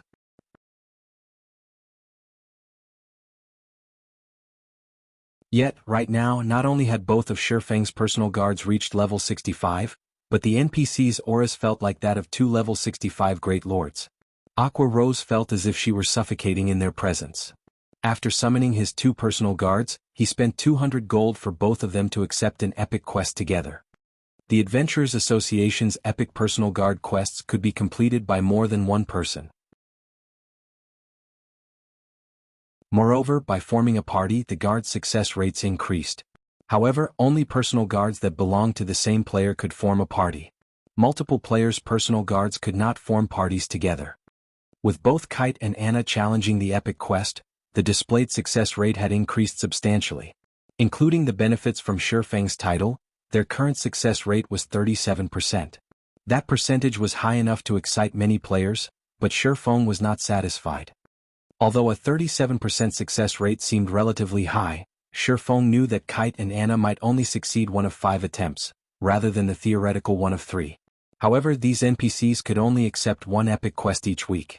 In other words, it could take 5 weeks for Kite and Anna to complete one epic quest. To Shifeng, who started in God's domain with nothing and had not had the support of any corporation, this efficiency wasn't favorable. It seems that I'll have to use it. Shifeng opened his bag and looked at the rainbow fruit that sat quietly inside. As a divine artifact, the rainbow fruit could increase a player's potential, setting a sturdy foundation for challenging their Tier 4 and Tier 5 promotions. The boost might even help with one's Tier 6 promotion. After all, the 4 major hidden attributes were incredibly important. It was extremely difficult to increase any of those attributes by 1 point, not to mention improving all 4 by 15 points or more. However, using the rainbow fruit to nurture a near-invincible personal guard was also not a bad idea. In the past, despite Kite's growth potential of 92 points, he had been practically invincible among Tier 5 classes. Only Tier 6 God-rank players could take him down a notch. If Shifeng nurtured a Tier 6 personal guard, he could stroll through God's domain unhindered. However, getting an NPC to Tier 6 was far more difficult than getting a player to Tier 6. It was not a problem that could be solved with money alone. Luck, opportunity, and strength were all necessary to raise a personal guard to Tier 6. Kite's potential is at 94, while Anna's is at 96. Although Anna is no match for Kite in a head-on fight, it will be safer to let Anna use the fruit. After giving it some thought, Shifeng decided to let Anna consume the rainbow fruit. After Anna ate the fruit, the room's mana grew rampant. However, this phenomenon was different from a high-tiered spell. It felt as if someone were deliberately controlling the surrounding mana. Right now, various elemental mana had come together to form a 7-colored mist that rapidly melded with Anna's body. Soon, the 7-colored mist formed a giant cocoon that enveloped Anna. The mist flashed again and again, releasing a 7-colored radiance and a frighteningly powerful aura with each burst. Shifeng paled in the face of this mighty aura, and even moving a finger was difficult. As for Aqua Rose and Fire Dance, they were as stiff as statues. They could not move whatsoever. If not for them being in the VIP hall on the Adventurers Association's 2nd floor with a magic array separating them from the outside world, Shifeng did not doubt that every player in the association would have been thrown to the floor. After a minute passed, a crack formed in the 7-colored cocoon. When the cocoon shattered, Anna slowly emerged from within. However, unlike before, Anna seemed to have dominated elemental mana. The surrounding mana could not help but submit to her. Was it a success? Shifeng anxiously examined Anna's statistics.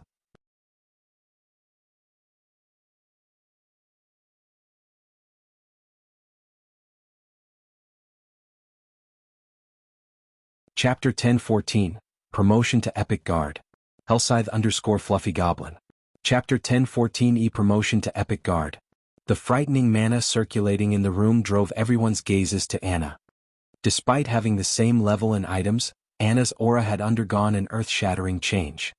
What's going on? Guild leader, what did you do? Aqua Rose's eyes widened in shock as she looked between Shifeng and Anna. She had no idea what Shifeng had done to transform his personal guard. Previously, she had felt Anna radiate a powerful pressure. Now, however, she felt nothing from the woman. This was not the first time she had experienced such a situation, so she knew full well what had caused the change. The greatest danger was one that you couldn't sense. To put it simply, Anna's new strength was outside her range of perception. While Aqua Rose and Fire Dance were shocked, Shifeng was extremely anxious. The rainbow fruit was a divine artifact. It was likely that he would never obtain another. If Anna remained a dark gold guard after consuming the fruit, the loss would be tremendous. Shifeng took a deep breath before taking a look at Anna's statistics. Anna, Yifeng's personal guard, level 65 loyalty, 95 growth potential, 105. Epic rank. She reached epic rank. Shifeng was ecstatic. He had never heard of an epic guard. As to whether or not epic guards had existed in the past, he had no idea. He had merely been the guild leader of a second-rate guild back then. He had not been privy to many of God's domain secrets. However, he was certain of one thing.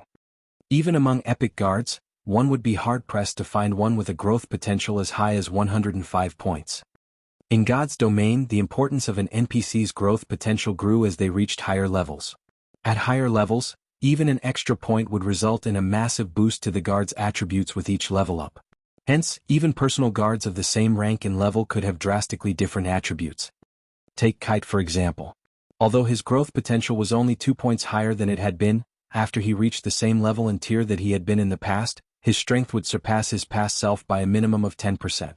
If it came down to a battle, the present Kite could easily suppress and defeat the past Kite within a short time. Moreover, this was only a 2-point difference for Dark Gold rank. There was even less need to mention Epic rank. There had not been any clear standards in the past for Epic guards.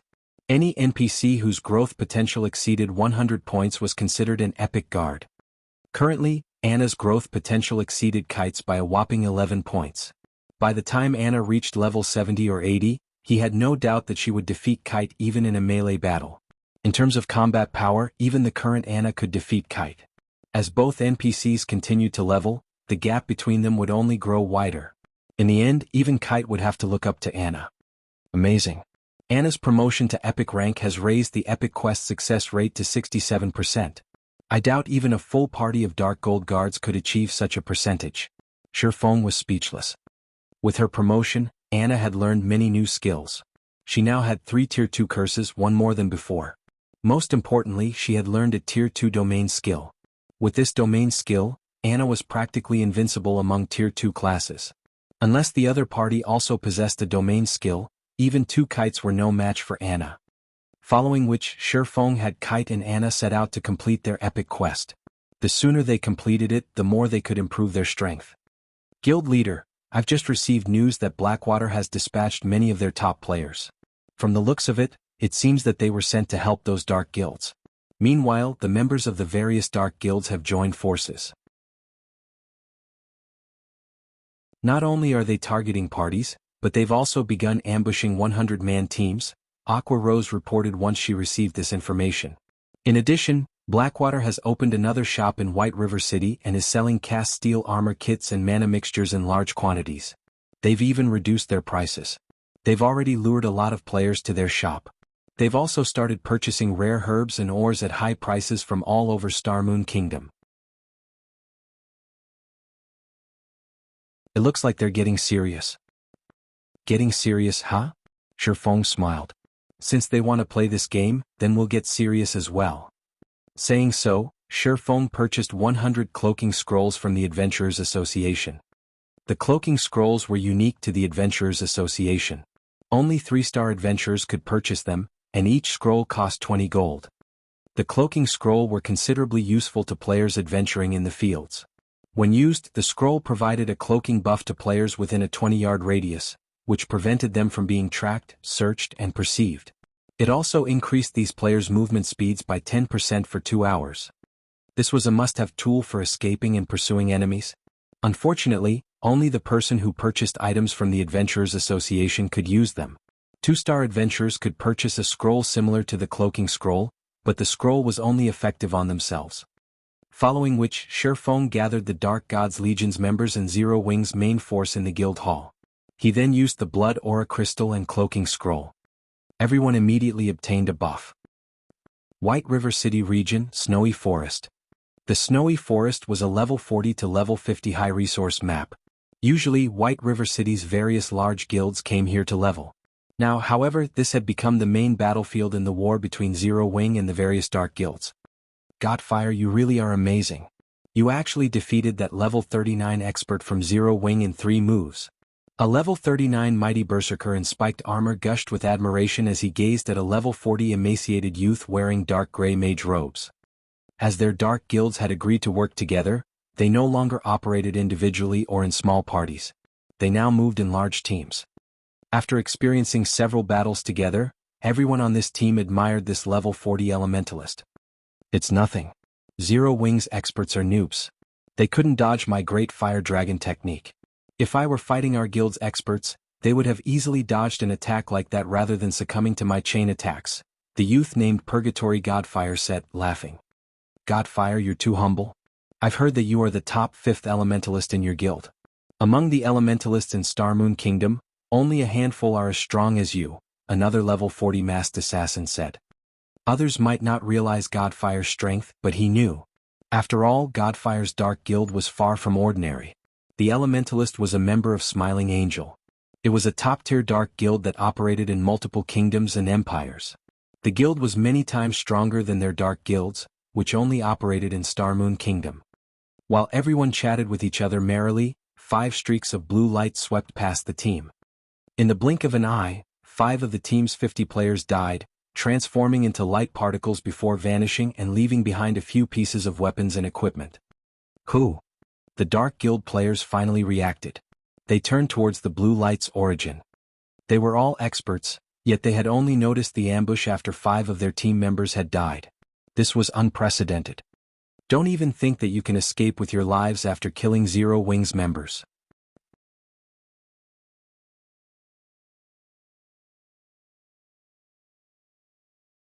Chapter 10:15, Initial Display of Strength. Hellscythe_Fluffy Goblin. Chapter 10:15, Initial Display of Strength. As a deep voice echoed throughout the forest, over a dozen figures emerged from the woods. Every player bore a silver, 6-winged emblem on their chests. Moreover, the lowest leveled player among them was level 39, while many of them were level 40. These players also brandished awe-inspiring weapons and equipment. However, after these dozen or so players appeared, the anxious Dark Guild members calmed, wearing mocking grins. And here I thought Zero Wing's members had surrounded us. It seems these people have only found us by coincidence. Indeed. It seems that we're quite lucky, though the same can't be said for them. With so few we won't even break a sweat. A team of Zero Wing's core members. If we get rid of them, we'll earn more excellent equipment. These are Zero Wing's experts? With just a dozen or so players they dare to ambush us? Their foolishness knows no bounds. Let's finish this quickly. If we waste any more time, Zero Wing's other members will catch up. While Zero Wing's sudden appearance had given them a scare, after a closer look, the difference in strength between them was clear. Based on each team's numbers, the outcome of this battle was obvious. Although they had lost 5 players, they still had more than 40 team members. On the other hand, there were only a dozen or so Zero Wing members. These red names had an overwhelming advantage. Not to mention they also had a top-tier expert on their team. Leader, leave that ranger to me. I'll use him as practice for killing Black Flame. I'll leave the others to you, Purgatory Godfire said, smiling as he focused on Minor Wind, the ranger that had fired the first 5 arrows at their team. He could sense that, among these dozen or so players, Minor Wind was undoubtedly the strongest. He was even stronger than the Zero Wing core members he had already killed. Minor Wind was the best practice target. Alright, leave the rest to us, the mighty level 39 berserker who led the team replied. He realized that even he could not take down the level 40 ranger, Minor Wind. Leaving the ranger to Purgatory Godfire was definitely the best choice here. However, as soon as this mighty berserker finished speaking, his expression darkened. Before anyone realized it, a figure had appeared behind Purgatory Godfire, a snowy white dagger sinking into the elementalist's head and forcing him into a fainted state. Immediately, the player thrust another dagger towards Godfire's back. This sudden development even stunned the elementalist. He had failed to notice the sneaking assassin. However, Purgatory Godfire was no ordinary expert. In the moment of extreme peril he activated Blink. Not only did he avoid the backstab, but he also cancelled the fainted state and appeared 15 yards away from his enemy. Unfortunately for him, as soon as Purgatory Godfire used Blink, the black figure followed by using shadow steps and appeared behind him once more, the gleaming dagger resuming its attack. Scram! Panicking, Godfire used Flame Blast in an attempt to knock back his opponent. However, when Flame Blast struck the black figure, contrary to Godfire's expectations, the black figure stood steady.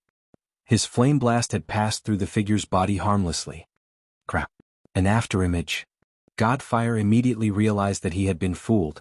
Although he tried to rectify his mistake by casting Ice Wall to guard his back, the black figure landed a kidney strike, forcing him back into a fainted state, before his Ice Wall could even take shape. The figure instantly followed up with an absolute strike, transforming into a shadowy streak that passed through Purgatory Godfire's body. When the figure reformed, it spun in the air and launched backstab on Purgatory Godfire's side, stealing the Elementalist's last strand of HP. How are you so fast?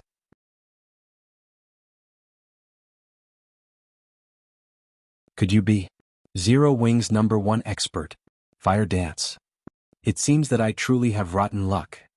As Godfire's HP was about to reach zero, his eyes focused on the black-robed assassin. As far as he could remember, only Zero Wings Fire Dance possessed this kind of ability. Smiling Angle, his dark guild, had even labeled Fire Dance as a unique combatant. Should any of the guild members encounter her in battle, they were warned against taking her on alone. They should enlist the help of 3 or more people to deal with her at the very least. The group must have an expert member as well. Big Sis Fire doesn't need to dirty her hands with the likes of you. I Flying Shadow am more than enough. You're 10 years too early to think of fighting Big Sis Fire. The black figure expressed its disdain in response to Purgatory Godfire's words. However, Flying Shadow had not lied. Despite having reached the half-step refinement realm after much difficulty, when he had sparred with Fire Dance, he had not even had a chance to retaliate. Meanwhile, Purgatory Godfire had not even reached the half-step refinement realm. He was nowhere near good enough to be Fire Dance's opponent. Although Godfire wanted to say something, his vision began to gray. In the end, none of his words left his mouth. Godfire is dead. How can he be dead? The other Dark Guild members were stupefied when they watched the expert die. They had all witnessed Purgatory Godfire's strength personally. Even their Dark Guild's top experts were no match for him. Yet against Flying Shadow, Godfire had stood like a child before a master. These players even wondered if they were dreaming. Although they had heard rumors of Zero Wing's many powerful experts, Flying Shadow's strength was insane. While these Dark Guild members struggled to recover from their daze, dozens of arrows and spells bombarded them. In the blink of an eye, another 7 died. Damn it! We've encountered some troublesome experts. Retreat. The leading berserker commanded. After examining the situation on the battlefield, he understood the difference between their teams. Although they had a numerical advantage, it was only temporary. If the battle dragged on, more Zero Wing members would arrive. This was an extremely unfavorable situation. However, as soon as he issued his command, Minor Wind fired 9 blue arrows from a distance, sealing his path of retreat. Don't even think about killing me that easily. As one of the Dark Guild's team leaders, he had the strength to earn the position. Immediately, he activated Whirlwind Slash to block the incoming arrows. However, when the Berserker's battle axe collided with the 4th arrow, the weapon was repelled. The remaining arrows then struck this team leader, eliminating his HP. Without a leader, the surviving Dark Guild members fell into chaos. After all, most of them were from different Dark Guilds. They were barely familiar with each other, much less in sync. Not that they lacked someone in command, Zero Wings members swept them down like flies. Although some had tried to escape, none could outrun Flying Shadow and Minor Wind. After a short moment, the Dark Guild team consisting of nearly 50 players died at the hands of Zero Wings' team. At the same time, inside Snowy Forest, a large number of teams formed by the various Dark Guilds were also being ambushed by Zero Wings' Dark Gods Legion and main force. As the Dark Guild members died, Shurfeng posted their death count on the official forums. In less than an hour, a total of 3,586 Dark Guild members operating near White River City died. Moreover, this number continued to climb by the minute.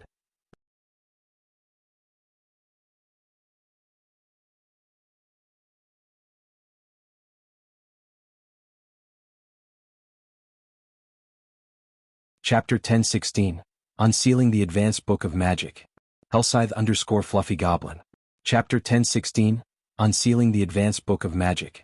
Shortly after Shi Feng publicized the death count on the official forums, players throughout Starmoon Kingdom were in an uproar.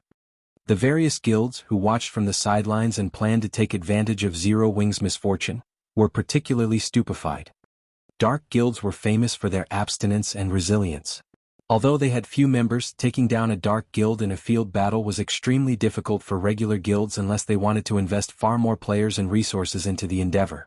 Unfortunately, that was just too costly. Furthermore, on the off chance that the operation failed, the guild would suffer. This was why most regular guilds avoided provoking dark guilds.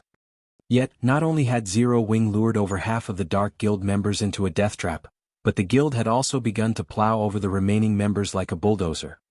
These dark guilds were toothless and clawless beasts against Zero Wing. They posed no threat to the guild whatsoever. Zero Wing's methods were truly incredible. Most importantly, until this point, Zero Wing had suffered little to no losses during its hunt for the dark guild members. At the end of the day, strength decided the field battle's victors. If the teams Zero Wing had dispatched were not strong enough, they would never achieve such frightening results. This development inspired the various large guilds to re-evaluate their opinions of the strength of Zero Wing's Dark Gods Legion and main force. However, compared to Starmoon Kingdom's various large guilds and players, the Dark Guild's upper echelons were fighting a headache over this situation. They could not understand how this had happened. They were famous for their stealth and evasion techniques in the fields, yet Zero Wing had arbitrarily slaughtered their forces. Moreover, according to the reports they received from their subordinates, Zero Wing's members moved like ghosts, capable of approaching, giving away their presence. Zero Wing must have possessed some sort of tool that could target them. Anyone that said otherwise was lying. If this were the only problem, they could deal with it. The crucial issue was how few members Zero Wing had dispatched. The guild had accomplished this terrifying win with only a fraction of its power. To dark guilds like theirs, who usually won their fights through quality over quantity, this was humiliating. They had become a laughingstock throughout the kingdom. What should we do now? Do we continue fighting Zero Wing? What else can we do? Don't forget our agreement with Blackwater. If we pull back now, everything we've done will be for nothing. Indeed. Our only choice is to continue the operation. However, we don't actually need to fight Zero Wing. Our job is simply to keep them busy. As long as we pin down Zero Wing's Dark Gods Legion and main force, we will have fulfilled our part of the bargain. When the time comes, we simply need to watch as Zero Wing loses Stone Forest Town. Without Stone Forest Town, Zero Wing can't afford to sustain its development. We can strike then. I want to see just how they plan to fight our dark guilds. That's right. We'll let Zero Wing maintain its arrogance for now. I want to see their faces when they realize we're only bait. The various dark guilds' upper echelons held a secret meeting to discuss their current predicament. As for facing Zero Wing head-on, that was just a dream. Although Blackwater had dispatched quite a few expert and elite players to assist them, White River City was Zero Wing's territory. A direct confrontation with the guild here was suicidal. Even if the Blackwater Guild were willing to pay the price for such a confrontation, it would only result in heavy damage to Zero Wing's strength and reputation. If Zero Wing wanted to stage a comeback, it had everything it needed. However, if Blackwater captured Stone Forest Town and severed Zero Wing's main source of income, Blackwater would only need to suppress Zero Wing financially, and it would eventually collapse into itself. When the Dark Guild representatives concluded their meeting, the various Dark Guild members around White River City split up, acting independently. With this, Zero Wing would have a harder time dealing with them. After the Dark Guild's weak behavior, the various large guilds that had watched the situation began to withdraw to their own territories, afraid that they would suffer the same circumstances as these dark guilds. Despite Blackwater clearly being the mastermind behind all of this, Zero Wing had deliberately chosen not to target Blackwater's members. Rather, it had decided to teach the assisting dark guilds a vicious lesson. After realizing this, they had no desire to take that risk. Guild leader, your plan is brilliant. The guilds that have been watching from the shadows are too afraid of becoming our next target and have withdrawn, Aqua Rose said. She hadn't been able to hide her smile when she received the report. The players from the various large guilds have split up. Although they are somewhat more bothersome to deal with now, if we invest a little more time, we'll eradicate them sooner or later. Even if the Dark Guilds intend to oppose us, I'm afraid they won't be able to. Not only had the Dark Guild's defeat increased Zero Wing's morale, but it had also improved the world's evaluation of Zero Wing. Some major companies, which had been pessimistic about Zero Wing's chances, had begun to express their interest in cooperation. Only Shifeng rejected all of these offers. However, he had not done so because he no longer lacked money.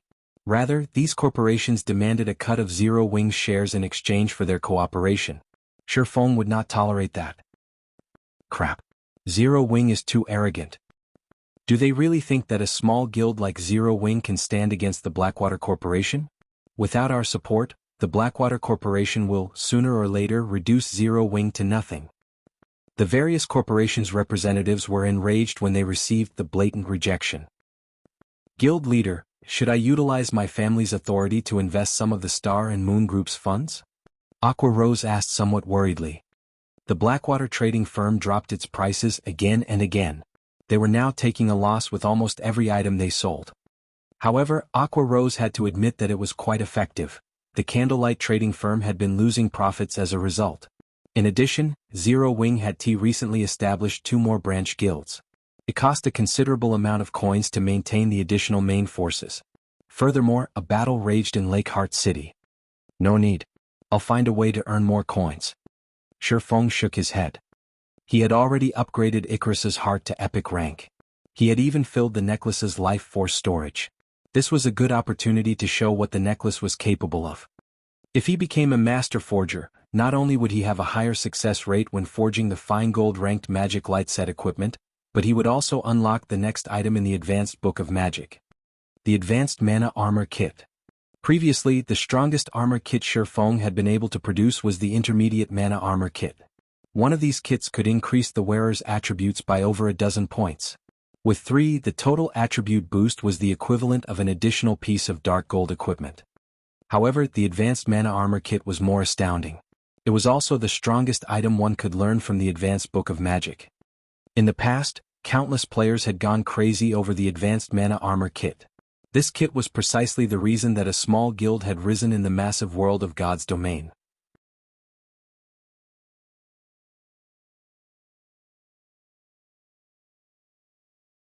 Chapter 1017, Advanced Mana Armor Kit.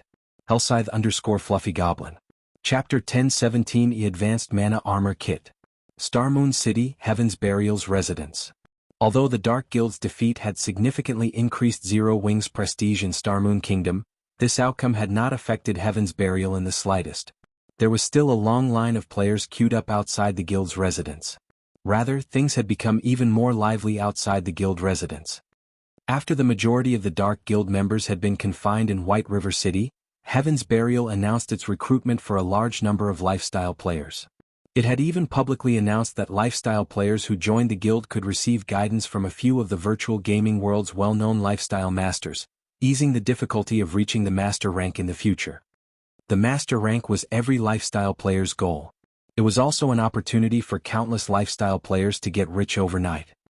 After God's Domain joined the virtual gaming world, the various large guilds had begun to place greater importance on lifestyle players. After all, many things in God's Domain required lifestyle players. This increased the value of well-known lifestyle players in the virtual gaming world.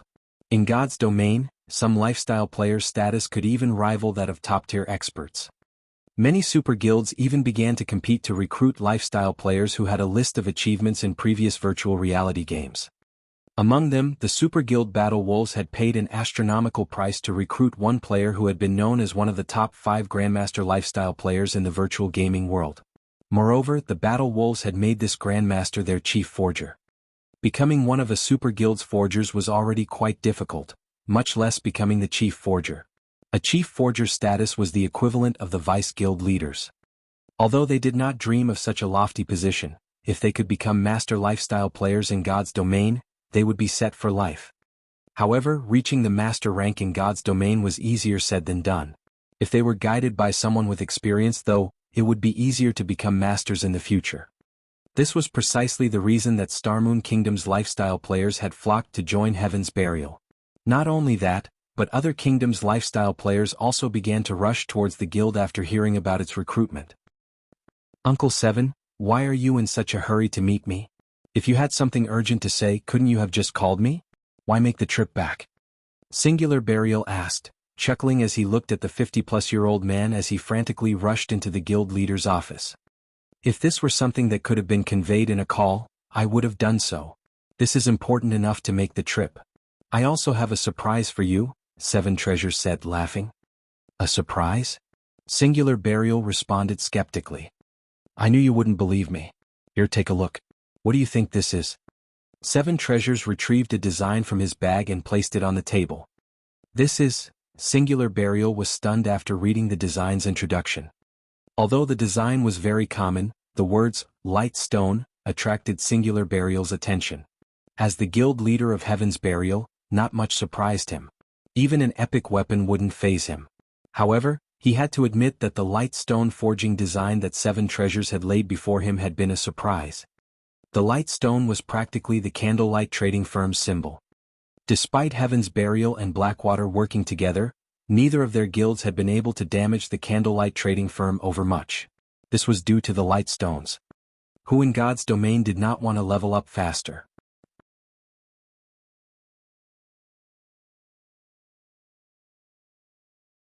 However, when darkness fell over God's domain, the fields became much more dangerous. If one were not an elite or expert player, they would struggle. And if one were unfortunate enough to lose their life, their progress would go to waste. Hence, light stones were a must-have item to level up at night in God's domain. In addition, as the light stone's price was quite low, it became a must-have tool for ordinary players.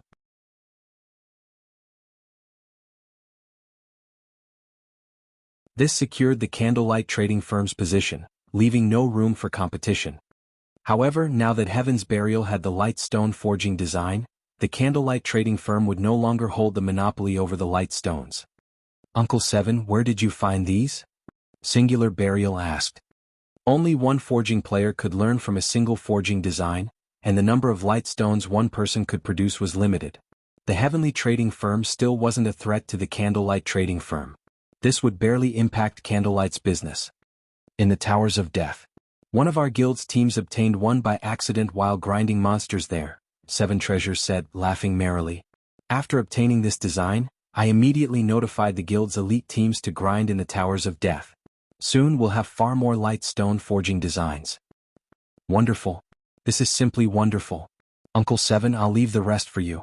If you lack manpower, just say the word. Singular Burial was ecstatic. As long as they knew which monsters dropped the design with Heaven's Burial's strength, it would only be a matter of time before they had a stockpile. Once we have enough designs, we will extinguish Candlelight. Without the financial support from both the Candlelight trading firm and Stone Forest Town, Zero Wing will be finished. Isn't that why I'm here, trying to borrow some of the Funeral Legion's members? The monsters are too high-leveled. Our ordinary elite's grinding speed is too slow. They need experts to lead them, Seven Treasures explained, nodding. The Funeral Legion was Heaven's Burial's strongest player force. It was similar to Zero Wing's Dark God's Legion. Heaven's Burial had invested the majority of its resources into nurturing this legion, and every member was extremely powerful.